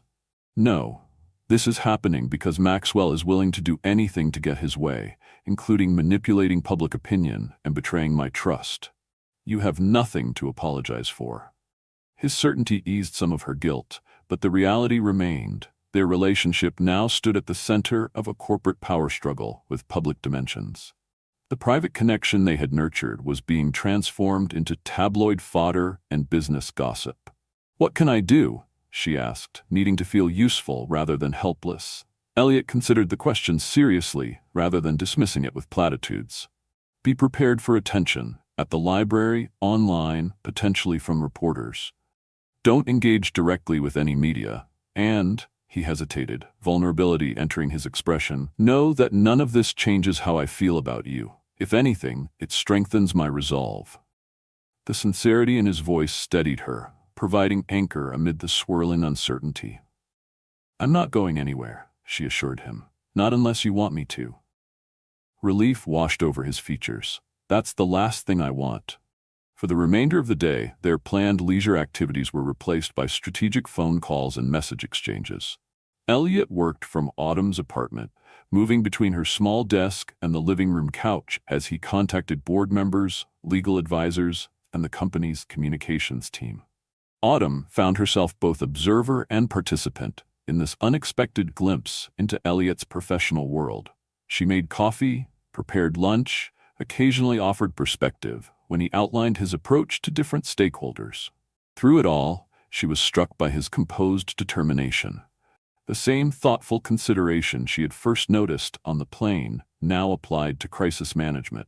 By evening, the emergency board meeting had been arranged for the following morning rather than the day after, as originally planned. Most members had agreed to attend in person or virtually, though several had expressed concern about the media reports. It's set, Elliot said finally, ending his last call and setting down his phone with visible relief. 10 a.m. tomorrow. Maxwell doesn't know yet. He'll receive the official notification within the hour. What do you think will happen? Autumn asked, settling beside him on the couch and handing him a fresh cup of coffee. Elliot sighed, the sound carrying the weight of the day's tension. Best case? The board recognizes Maxwell's actions as harmful to the company and supports his removal. Worst case? They view me as the problem and side with him. Could you lose the company? The question emerged from Autumn's deepest fear, that Elliot might be forced to choose between his life's work and their relationship. Not entirely, he said after consideration.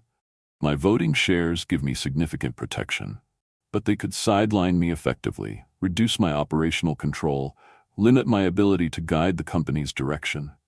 The implication hung heavily between them, that the educational mission that drove Elliot, his commitment to developing tools that genuinely helped children rather than exploiting their data, could be compromised if Maxwell gained greater influence. And if that happens, she pressed gently. What then? A ghost of a smile touched his lips. Then I start over. Build something new with the same mission, but stronger protections against this kind of corporate maneuvering. His hand found hers, fingers intertwining with familiar comfort. Whatever happens with LearnSphere, Autumn, my priorities have become clear these past weeks. Building a life that matters means more than corporate control or market valuation. The simple declaration, delivered without dramatics but with profound sincerity, touched something deep within Autumn's heart. This was a man whose worth transcended his wealth, whose principles guided his actions even when faced with potential loss. Outside, evening had settled over Cambridge, streetlights creating pools of golden illumination against the gathering darkness. Tomorrow would bring whatever it would bring: corporate battles, public scrutiny, difficult choices. But tonight, in the quiet sanctuary of Autumn's apartment, they had each other and the certainty of shared values that no board vote could undermine. Stay tonight? Autumn asked, echoing Elliot's question from the previous evening. I know my place doesn't have the panoramic views or the gourmet kitchen, but it has you, Elliot interrupted gently. That's the only view that matters to me. Later, as they lay together in Autumn's bed beneath the quilt her grandmother had made, Elliot's phone chimed with the official notification of tomorrow's meeting. He checked the screen briefly before setting it aside. It's done, he said simply. The board secretary has notified everyone, including Maxwell. How do you feel? Autumn asked, her head resting against his chest where she could hear the steady rhythm of his heartbeat. Ready, he replied after a moment's reflection. Whatever happens tomorrow, I know I'm making the right choice. For the company, for the children we serve, and for us. The calm certainty in his voice soothed Autumn's lingering anxiety. This was the man she had come to love. Thoughtful, principled, willing to risk everything for what he believed was right. Whatever storms tomorrow brought, they would weather them together. I love you, she whispered into the darkness. His arms tightened around her, his reply a gentle rumble beneath her ear. I love you too, more than I ever thought possible. In that moment of connection, the corporate intrigue and media speculation receded to their proper perspective, external challenges to be faced rather than defining forces in their relationship. What mattered most existed in the space between them, in the trust and understanding they had built since that fateful red-eye flight. The morning of the board meeting dawned clear and cool, spring sunshine casting long shadows across Autumn's bedroom floor. Elliot was already awake when she opened her eyes, sitting on the edge of the bed fully dressed in a perfectly tailored suit, his expression thoughtful as he scrolled through messages on his phone. "How long have you been up?" she asked, her voice still rough with sleep. He turned toward her, his serious expression softening. "About an hour. Didn't want to wake you." "Nervous?" Autumn asked, sitting up and reaching for his hand. "Focused," he corrected, though the slight tension around his eyes suggested more complex emotions beneath the surface. The company attorneys sent over their assessment. They believe Maxwell's actions constitute a clear breach of fiduciary duty. "That gives us leverage." Autumn squeezed his hand gently. "That's good news, isn't it?" "It is," Elliot agreed. "But corporate battles are rarely straightforward, especially when personal loyalties are involved. Maxwell has built relationships with several board members over the years." As Autumn prepared for work and Elliot made final preparations for the meeting, a strange sense of normalcy settled over them. Two professionals starting their day, sharing breakfast, discussing plans to connect later. Only the unusual gravity of Elliot's upcoming confrontation distinguished the morning from any other. "I should have results by early afternoon," he told her as they prepared to leave. "I'll call you as soon as the meeting concludes." "I'll be thinking of you," Autumn assured him, straightening his already perfect tie in a gesture that felt surprisingly intimate. A small, domestic moment amid the corporate drama. At the library entrance, Elliot kissed her goodbye with a tenderness that conveyed everything words could not: gratitude for her steadiness, apology for the complications his world had introduced into hers, promise of connection regardless of the day's outcome. "For luck," she said softly as they separated. His smile touched his eyes despite the weight of the coming confrontation. "The best luck I've ever had was having you fall asleep on my shoulder at 30,000 feet. With that, he was gone, striding toward the waiting car that would take him to LearnSphere's headquarters and the boardroom showdown with Maxwell. Autumn watched until the vehicle disappeared around a corner, then squared her shoulders and entered the library, determined to focus on the children and books that formed the foundation of her own purpose. The morning passed in a blur of storytime sessions, reference questions, and collection management tasks. Autumn threw herself into work with unusual intensity, grateful for the distraction from thoughts of what might be unfolding in a corporate boardroom across the city. Shortly after lunch, as she was helping a young patron locate books about dinosaurs, her phone vibrated in her pocket. Excusing herself once the child was settled with his selection, she stepped into the staff room to check the message. A text from Elliot: "Maxwell's out. Board voted 7-3 to remove him. Details when I see you tonight." Relief washed over her in a wave so powerful she had to lean against the wall for support. The brief message contained no emotional language, no indication of Elliot's personal reaction beyond the factual outcome. Yet the implications were profound. Elliot had won the corporate battle, preserved his influence over the company, protected the educational mission that drove him. And their relationship had survived its first serious external challenge. "Good news?" Sandra asked, entering the break room and noting Autumn's expression. "Very good news," Autumn confirmed, unable to suppress a smile. "A situation Elliot was dealing with has been resolved positively." Sandra smiled knowingly. "I'm glad. You deserve some happiness, Autumn. Both of you do." The afternoon passed with lightened spirits, though questions about what exactly had transpired in the boardroom lingered in Autumn's mind.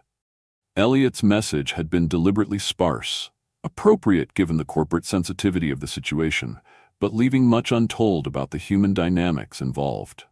By the time she left work, anticipation had built to an almost unbearable level. They had arranged to meet at her apartment, Elliot warning that he might be delayed by post-meeting obligations, but promising to bring dinner when he arrived. Autumn had just changed into comfortable clothes when a soft knock sounded at her door. She opened it to find Elliot standing in the hallway, his tie loosened and jacket absent, holding a large paper bag that filled the corridor with the aroma of Angelo's signature dishes. "Hi," he said simply, the single syllable carrying exhaustion and relief in equal measure. "Hi yourself," she replied, stepping aside to let him enter. "Board meetings seem to take a lot out of you." "Only the ones where I force out my business partner of 8 years, Elliot responded, setting the food on her small dining table and turning to draw her into an embrace that suggested he'd been waiting all day for precisely this moment of connection. Autumn held him tightly, feeling the tension in his shoulders gradually release as they stood in the middle of her apartment, the outside world temporarily held at bay. "Tell me what happened," she said finally, reluctantly breaking the embrace to begin unpacking the food. "Your text was admirably concise but light on details." Elliot sank into a chair, running a hand through his hair in a gesture that disrupted its usual neatness. "It was intense." Maxwell arrived prepared for a discussion about the DataTrack partnership, not an evaluation of his conduct. "When I presented evidence of his approach to you, including the recreated check and statements from the library security cameras, he initially tried to frame it as a personal matter between friends." "And the board didn't buy it?" Autumn asked, setting plates on the table and pouring the wine Elliot had brought. "They might have," Elliot admitted, "if not for what happened next." Maxwell became increasingly agitated as he realized the serious nature of the meeting. Eventually, his careful corporate facade cracked. "What did he do?" Elliot's expression darkened. "Made comments that revealed his true objections to our relationship. Comments with unmistakable racial undertones about cultural compatibility and public image concerns." Several board members were visibly uncomfortable. The revelation sent a chill through Autumn despite its lack of surprise. Maxwell's thinly veiled prejudice had been evident in their brief interaction, lurking beneath the surface of his business objections. That was the turning point. Elliot continued. Once his actual motivations became clear, board members who might have been on the fence shifted toward supporting his removal. The legal team's assessment of his breach of fiduciary duty provided the formal justification, but it was that moment of revealed character that truly decided the vote. Autumn absorbed this information as she served the pasta onto their plates. The outcome was positive. Maxwell removed, Elliot's position secure, yet she could sense a lingering weight in Elliot's demeanor that suggested the victory had come at a cost. "How do you feel about it?" she asked, setting a plate before him. "Beyond the professional outcome, I mean." Elliot considered the question with his characteristic thoughtfulness. "Relieved, certainly, but also disappointed, I suppose. Maxwell and I built LearnSphere together. There was a time when I believed we shared the same vision for what educational technology could be. When did that change?" "Gradually," he admitted. "Success brings challenges I never anticipated. As the company grew, our priorities diverged. Maxwell became focused on maximizing profit, viewing our educational mission as a marketing angle rather than our core purpose." He sighed, twirling pasta around his fork without eating it. "Today wasn't just about us, you and me. It was the culmination of years of philosophical differences about what LearnSphere should be." The confession revealed a deeper dimension to the day's events, not simply a corporate power struggle triggered by their relationship, but a fundamental conflict of values that had been building long before Autumn entered Elliot's life. "What happens now?" she asked. "For LearnSphere, I mean." Something shifted in Elliot's expression, a new determination replacing the wariness of moments before. "That's what I wanted to talk to you about." The board meeting didn't end with Maxwell's removal. There was a lengthy discussion about leadership structure moving forward. Autumn felt a flutter of anxiety. "Are they questioning your position?" "Not exactly." Elliot set down his fork, reaching across the table to take her hand. "I proposed a significant change myself. One I've been considering for several weeks now, even before the confrontation with Maxwell." The seriousness in his tone made Autumn's heart accelerate. "What kind of change?" "I've asked the board to approve my stepping back from daily operations as CEO," he said simply. I want to transition to a role focused specifically on educational vision and product development, where my passion truly lies. The statement hung in the air between them, its implications gradually unfolding in Autumn's mind. You're stepping down? Because of what happened with Maxwell? Because of me? No, Elliot replied firmly, his grip on her hand tightening slightly. Because of me. Because I've realized that running the business aspects of a large corporation isn't what fulfills me or what I do best. The parts of LearnSphere I'm passionate about, the educational mission, designing tools that genuinely help children learn differently, those don't require me to be CEO. Who would take over? Autumn asked, still processing this unexpected development. A smile touched Elliot's lips for the first time since his arrival. Vanessa. She's been operations director for 3 years and knows the company inside out. More importantly, she shares the core values that inspired LearnSphere, but brings stronger business acumen than I ever had. The pieces began to align in Autumn's mind. Elliot's thoughtful nature finding expression in work he truly valued, Vanessa's evident capability taking on the corporate leadership, the company's mission preserved through family connection. The board agreed? She asked. Elliot nodded. Unanimously. There will be a formal transition period, of course, but the decision is made.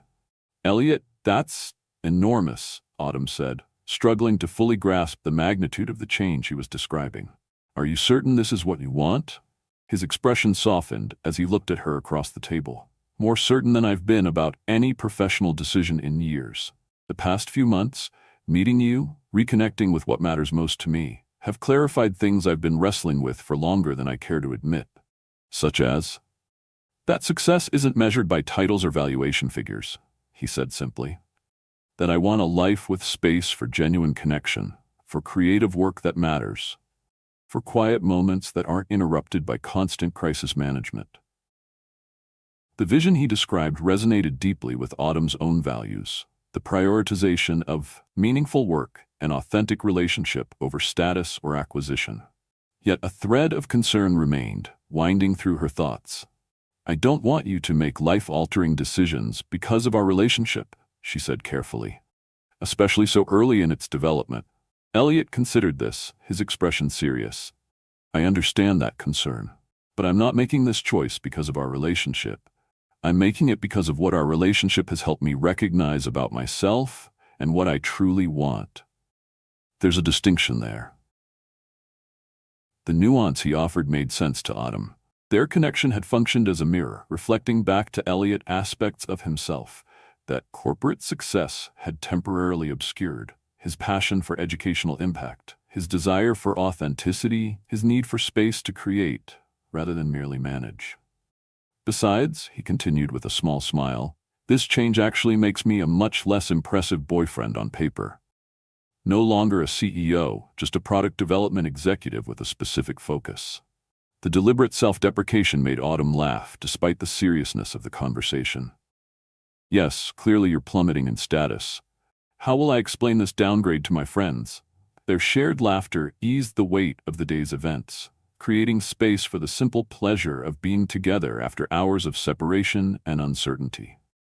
They finished their meal with lighter conversation, gradually setting aside corporate politics for discussions of books they had recently read and a particularly amusing incident from Autumn's storytime session that morning. Later, as they sat together on her small balcony watching night settle over Cambridge, Elliot turned to her with renewed seriousness. There's one more thing I wanted to discuss, he said, a hint of nervousness entering his voice. Another change I've been considering. That sounds ominous, Autumn replied, only half joking. Haven't we had enough change for one day? Probably, he acknowledged. But this one feels connected to everything else. He hesitated, seeming to gather his thoughts. What would you think about looking at a house together? Not in the city, but somewhere along the coast.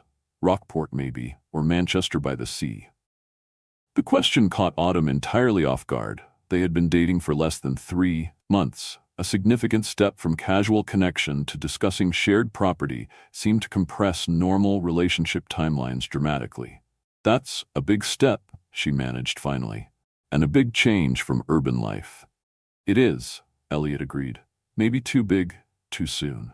But I've been thinking about making a change like this for years. Finding a place with space and quiet, away from the constant pressure of the city. The kind of place where children could visit and experience nature, where creative work could happen without distraction. And your work? Autumn asked, practical considerations emerging through her surprise. Wouldn't you need to be near the company? Under the new arrangement, I'd only need to be at headquarters 2 or 3 days a week, he explained. The rest could be done remotely. And as for your work, he hesitated, clearly entering territory he knew was sensitive. Yes, Autumn prompted, curious now about how far this vision extended. I did some research, Elliot admitted. The Rockport Town Library is looking for a new children's librarian. The current one is retiring after 30 years. It's a beautiful old building right in the center of town, but according to local news articles, their children's programming has been neglected for years. They need someone with vision. The thought landed with unexpected weight in Autumn's consciousness. She had built her professional identity around her current position, the inclusive programming she had developed, the relationships with regular patrons, the reputation she had established. The prospect of starting fresh in a small coastal town represented both opportunity and risk. I haven't even seen this theoretical house or this library, she pointed out, buying time to process the cascade of possibilities Elliot had introduced. We could go this weekend, he suggested, just to look. No pressure, no decisions, simply exploring possibilities. The careful way he framed the proposal as exploration rather than commitment eased some of Autumn's initial anxiety. This wasn't a demand or even an expectation, merely an invitation to consider a different future than the one she had envisioned for herself. Okay, she agreed finally. Let's go look. Just looking, she emphasized. Elliot's smile conveyed both delight and relief. Just looking, he confirmed, as promised. That weekend found them driving north along the Massachusetts coastline, the May sunshine illuminating a landscape in full spring bloom. Elliot had arranged to see 3 properties, each offering different variations on coastal living, but had scheduled their first stop at the Rockport Town Library. The building itself was a revelation, a former sea captain's home from the 1800s, converted to a library in the early 20th century, its weathered shingles and white trim embodying classic New England charm. Inside, high ceilings and large windows created naturally bright reading spaces, though the children's section immediately revealed the neglect Elliot had mentioned. Outdated titles, minimal programming materials, display areas gathering dust. The collection needs significant updating, the current librarian explained as she showed them around, clearly delighted at the prospect of a professional from Cambridge showing interest. We have budget approved for acquisitions, but no one with the expertise to make those selections thoughtfully. Autumn found herself automatically taking mental inventory, noting gaps in representation, identifying spaces that could be transformed with minimal investment, envisioning storytime gatherings in the charming window alcove that offered views of the harbor. Despite her determination to maintain professional detachment, excitement began to build as she recognized the potential. You could create something remarkable here, Elliot observed quietly as they prepared to leave. A space that serves the local children, but could also become a model for small-town libraries everywhere. The observation touched on Autumn's deepest professional aspirations, not just to serve her immediate community, but to influence how libraries approached inclusive programming more broadly. A seed of possibility had been planted, taking root more quickly than she would have anticipated. The first property they viewed did little to discourage this budding vision. Situated on a bluff overlooking the Atlantic, the house combined historic character with thoughtful modern updates. Reading nooks built into bay windows, a sunroom perfect for morning coffee, 4 bedrooms that would allow for family visits, and potentially a dedicated library space. The previous owners were both professors, the real estate agent explained. They designed it specifically for a life of reading and reflection. Autumn wandered from room to room, allowing herself to imagine a life in this space, mornings spent watching the ocean from the kitchen table, evenings reading by the fireplace that dominated the living room, Summer afternoons on the private beach accessible by a winding path from the back garden. It was, she had to admit, a compelling alternative to her small city apartment. As they walked along the shore after viewing the final property, Elliot maintained the promise of just looking, asking questions about what Autumn had seen, but carefully avoiding any pressure toward decisions. The respect inherent in this approach, allowing her space to form her own impressions without influence, reinforced her growing certainty about their compatibility, despite their different backgrounds. "I could see myself here," she admitted finally, as they paused to watch waves break against weathered rocks. "Not immediately, but eventually. It's a significant change, though, professionally and personally." Elliot nodded, understanding evident in his expression. "Changes like this shouldn't be rushed. I wouldn't want you to make a decision you might regret." "What about you?" she asked, genuinely curious. "Is this really what you want? After years in the center of everything, in the most expensive real estate in Boston?" His gaze turned toward the horizon, something in his expression suggesting he was looking not just at the physical landscape, but at possible futures. "I've lived the urban executive life. It has its benefits, certainly. But increasingly I find myself drawn to something simpler, more grounded in what actually matters." The sincerity in his voice resonated with Autumn's own evolving perspective. Perhaps this was what true compatibility looked like. Not identical backgrounds or circumstances, but aligned values and shared visions for what constituted a meaningful life. "I'm not ready for an immediate decision," she said carefully, "but I'm open to the possibility. Perhaps we could take it in stages, test whether coastal living suits us before making permanent changes." The suggestion seemed to delight Elliot. "That makes perfect sense. We could rent a place for the summer, spend weekends here initially. You could consult with the library about their collection development before considering a full professional transition."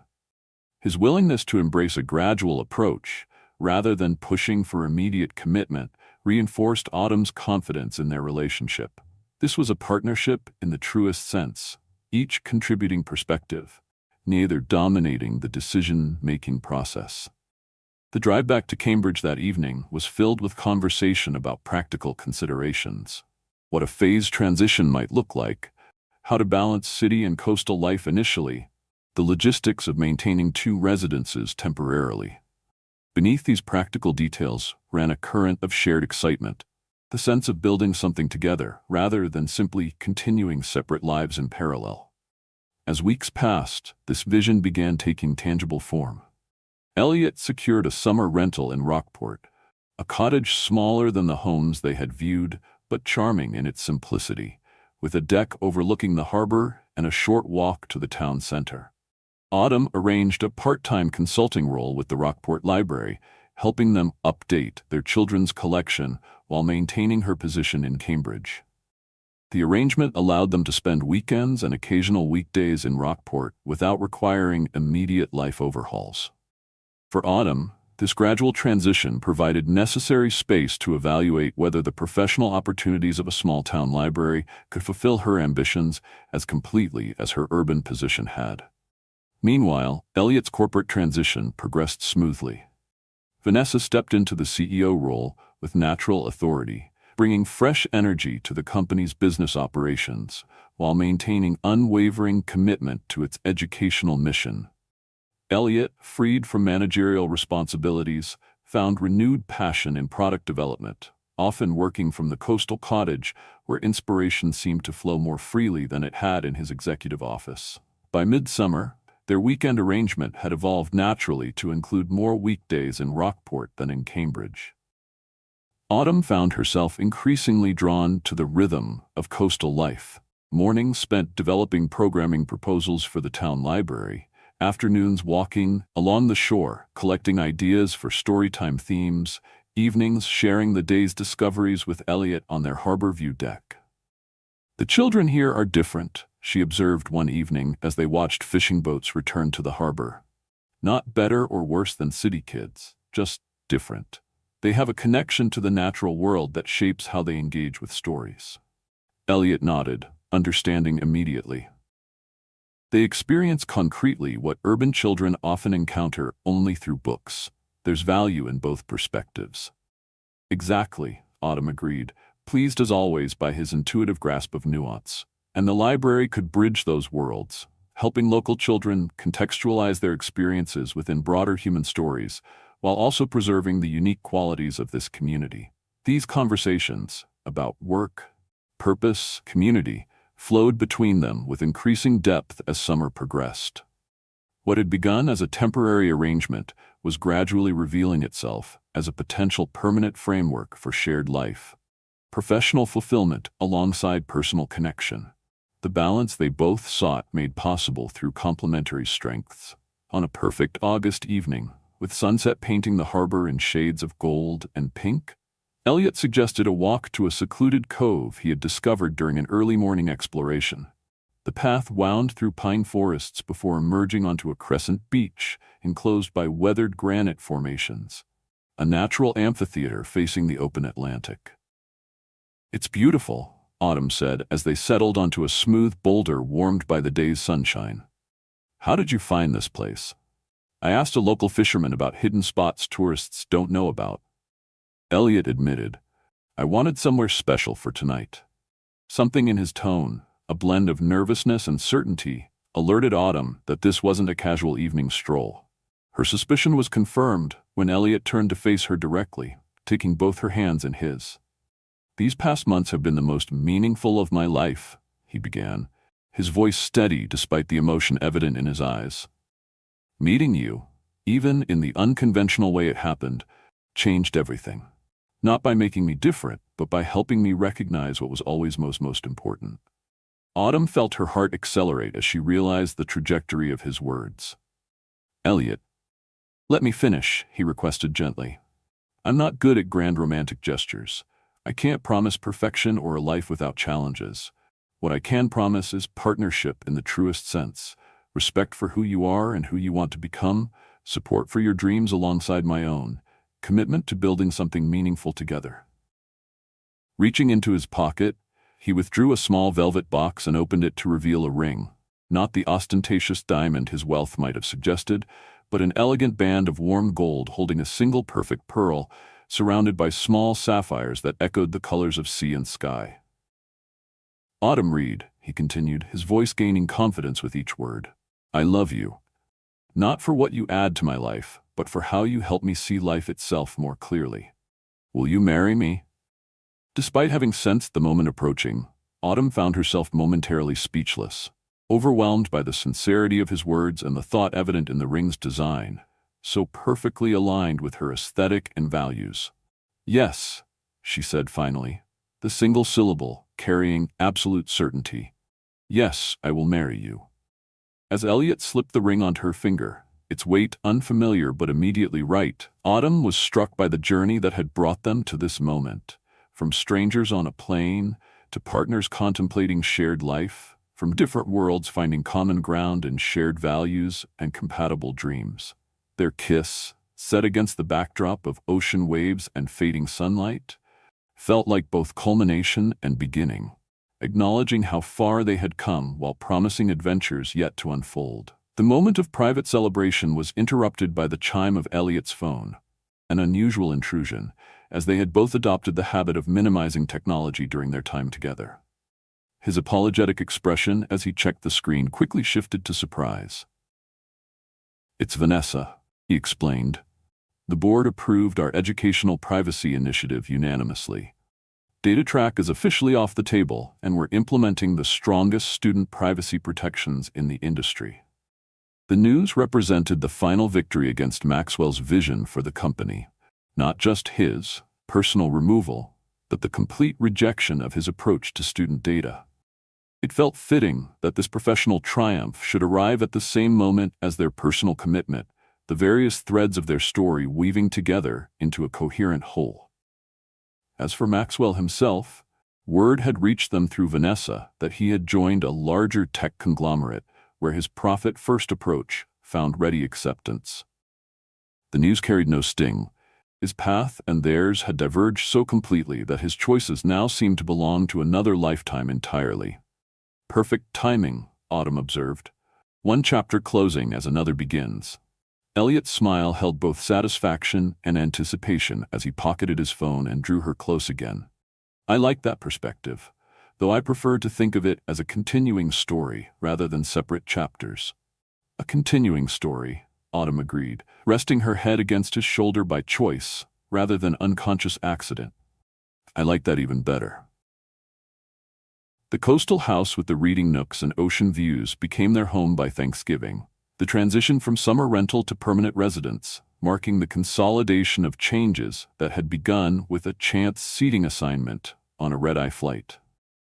Autumn's Cambridge apartment was sublet to a doctoral student, her possessions gradually migrating northward as she and Elliot determined which elements of their separate lives would blend into their shared future. The Rockport Town Library welcomed her as full-time children's librarian in October, the position feeling less like a career compromise and more like an unexpected opportunity, as she implemented innovative programming that soon attracted attention from neighboring communities. What had initially seemed like scaling down her ambitions proved to be quite the opposite. In Rockport, Autumn found opportunities to implement initiatives that would have faced bureaucratic hurdles in Cambridge. She created a mobile lending program for coastal communities, bringing diverse books to children who rarely visited the Central Library. Her Stories by the Sea program, where children gathered on the beach for tales of ocean conservation and maritime history, gained regional recognition and was being adopted by libraries up and down the coast. The smaller setting, far from limiting her impact, had amplified it.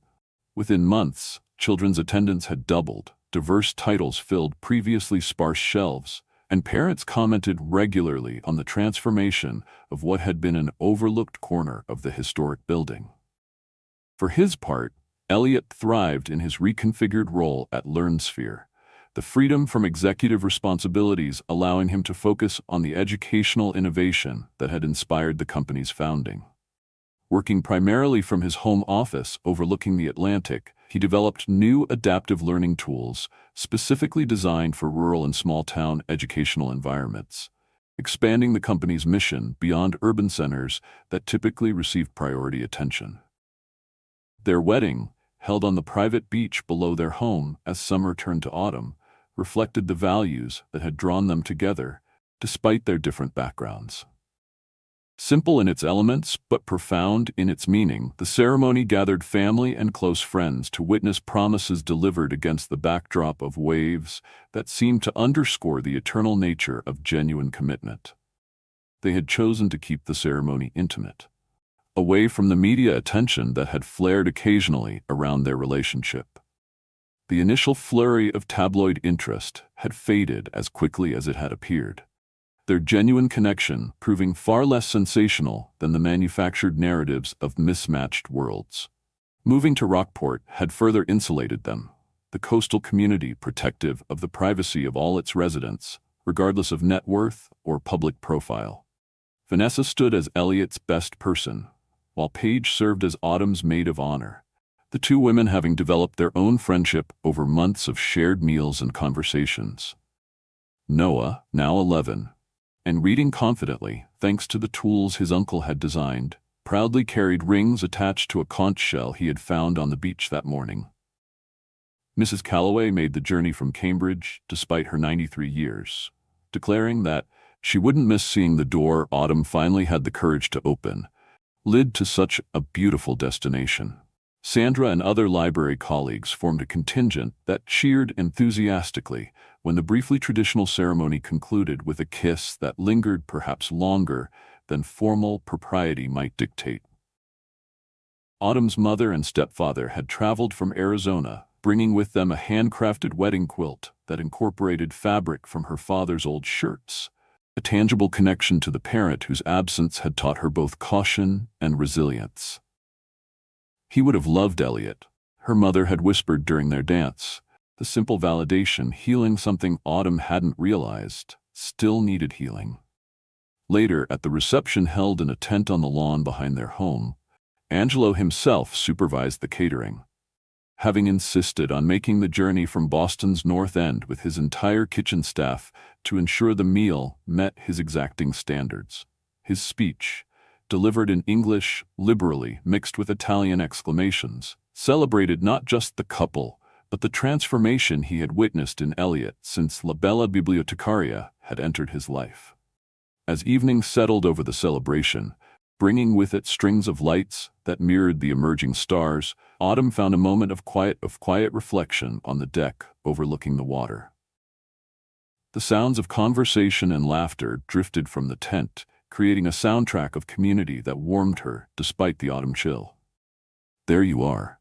Elliot's voice came from behind her, followed by his arms encircling her waist with familiar comfort. "I wondered where my wife had disappeared to." "Your wife," Autumn repeated, the words still new enough to send a pleasant shiver through her. "I'm still getting used to that." "Good," he murmured against her hair. "I hope we never fully get used to it, that it always feels a little miraculous." She turned in his embrace to face him, taking in the happiness evident in his expression. "I have something for you," she said, "a wedding gift I wanted to give you privately." Reaching into a hidden pocket of her simple silk dress, Autumn withdrew a small package wrapped in tissue paper. Elliot accepted it with evident curiosity, carefully unwrapping the delicate covering to reveal a framed collection of torn paper pieces. The destroyed $1 million check from Maxwell, painstakingly reassembled and preserved behind glass. "Paige helped me find all the pieces," Autumn explained, as Elliot examined the gift with visible emotion. "She said we should preserve the moment that proved some things can't be bought." "It's perfect," Elliot said softly, his finger tracing the frame's edge. "A reminder of what matters most." Before Autumn could respond, Vanessa appeared at the door to the deck, slightly breathless and holding 2 flutes of champagne. "There you are. Angelo is demanding your presence for the traditional toast, something about the stars being in perfect alignment for eternal happiness." With a shared smile of amused compliance, they followed Vanessa back to the celebration. The framed reminder of values chosen over wealth left safely on a shelf in their bedroom, a private symbol of a decision that had shaped everything that followed. Their honeymoon brought its own moment of symmetry, a first-class flight to Italy, during which Autumn deliberately chose the window seat, leaving Elliot in the middle. As the plane reached cruising altitude and the flight attendant served champagne in real glass rather than plastic cups, Autumn raised her flute in a private toast. "To Seat Fortney," she said softly, "and the stranger whose shoulder became my pillow at 30,000 feet." Elliot's smile held all the warmth she had come to rely upon as he touched his glass to hers. "May I always be a comfortable place for you to rest your head." With deliberate choice rather than exhaustion's surrender, Autumn leaned against him, her head finding the precise spot on his shoulder where their story had begun. As the plane carried them toward new adventures, she reflected on the unlikely journey that had brought them together. 2 people from seemingly different worlds, discovering that the space between them held not division, but possibility. "Are you comfortable?" Elliot asked softly, his arm settling around her with gentle security. "Perfectly," Autumn replied, closing her eyes not to sleep, but to savor the moment fully. "I'm exactly where I belong. What would you be willing to change in your life for love?" Drop a butterfly emoji in the comments if you believe transformation for the right person is beautiful. Our story of Autumn and Elliot reminds us that authentic connection can transcend the artificial boundaries we often place between ourselves and others. Their journey from strangers on a plane to partners building a shared life demonstrates how judgment based on external factors, wealth, status, background, frequently reveals more about the one judging than about those being assessed. In Autumn, we see the courage required to open doors we fear might change us, only to discover that the right connections don't demand we surrender our identity, but rather help us express it more fully. In Elliot, we witness the recognition that true wealth lies not in acquisitions or positions, but in alignment between our outer circumstances and our deepest values. Maxwell's attempt to quantify and purchase what could not be bought represents the limited perspective that reduces human connection to transaction, a view that ultimately diminishes those who hold it far more than those they attempt to control. In contrast, Vanessa and Noah show us how family can expand to embrace new members when love is recognized as addition rather than division. Perhaps most importantly, this story reminds us that our most meaningful beginnings often arrive unexpectedly. In red-eye flights and unconscious moments of vulnerability, in the spaces between our careful plans and controlled presentations. When we allow ourselves to be truly seen, even briefly, we create openings for connections that might otherwise remain undiscovered. Has anyone ever underestimated your relationship? How did you prove them wrong? Share your triumph in the comments below. If this story touched your heart, make sure you're part of our Royal Story family by hitting subscribe, and let me know you're here by leaving a like. Tomorrow we'll explore what happens when a woman enters the wrong suite, but the occupant won't let her leave. You won't want to miss the twist. Remember, my royals, your true crown is the love you choose to give and receive. Until tomorrow, may your story continue beautifully.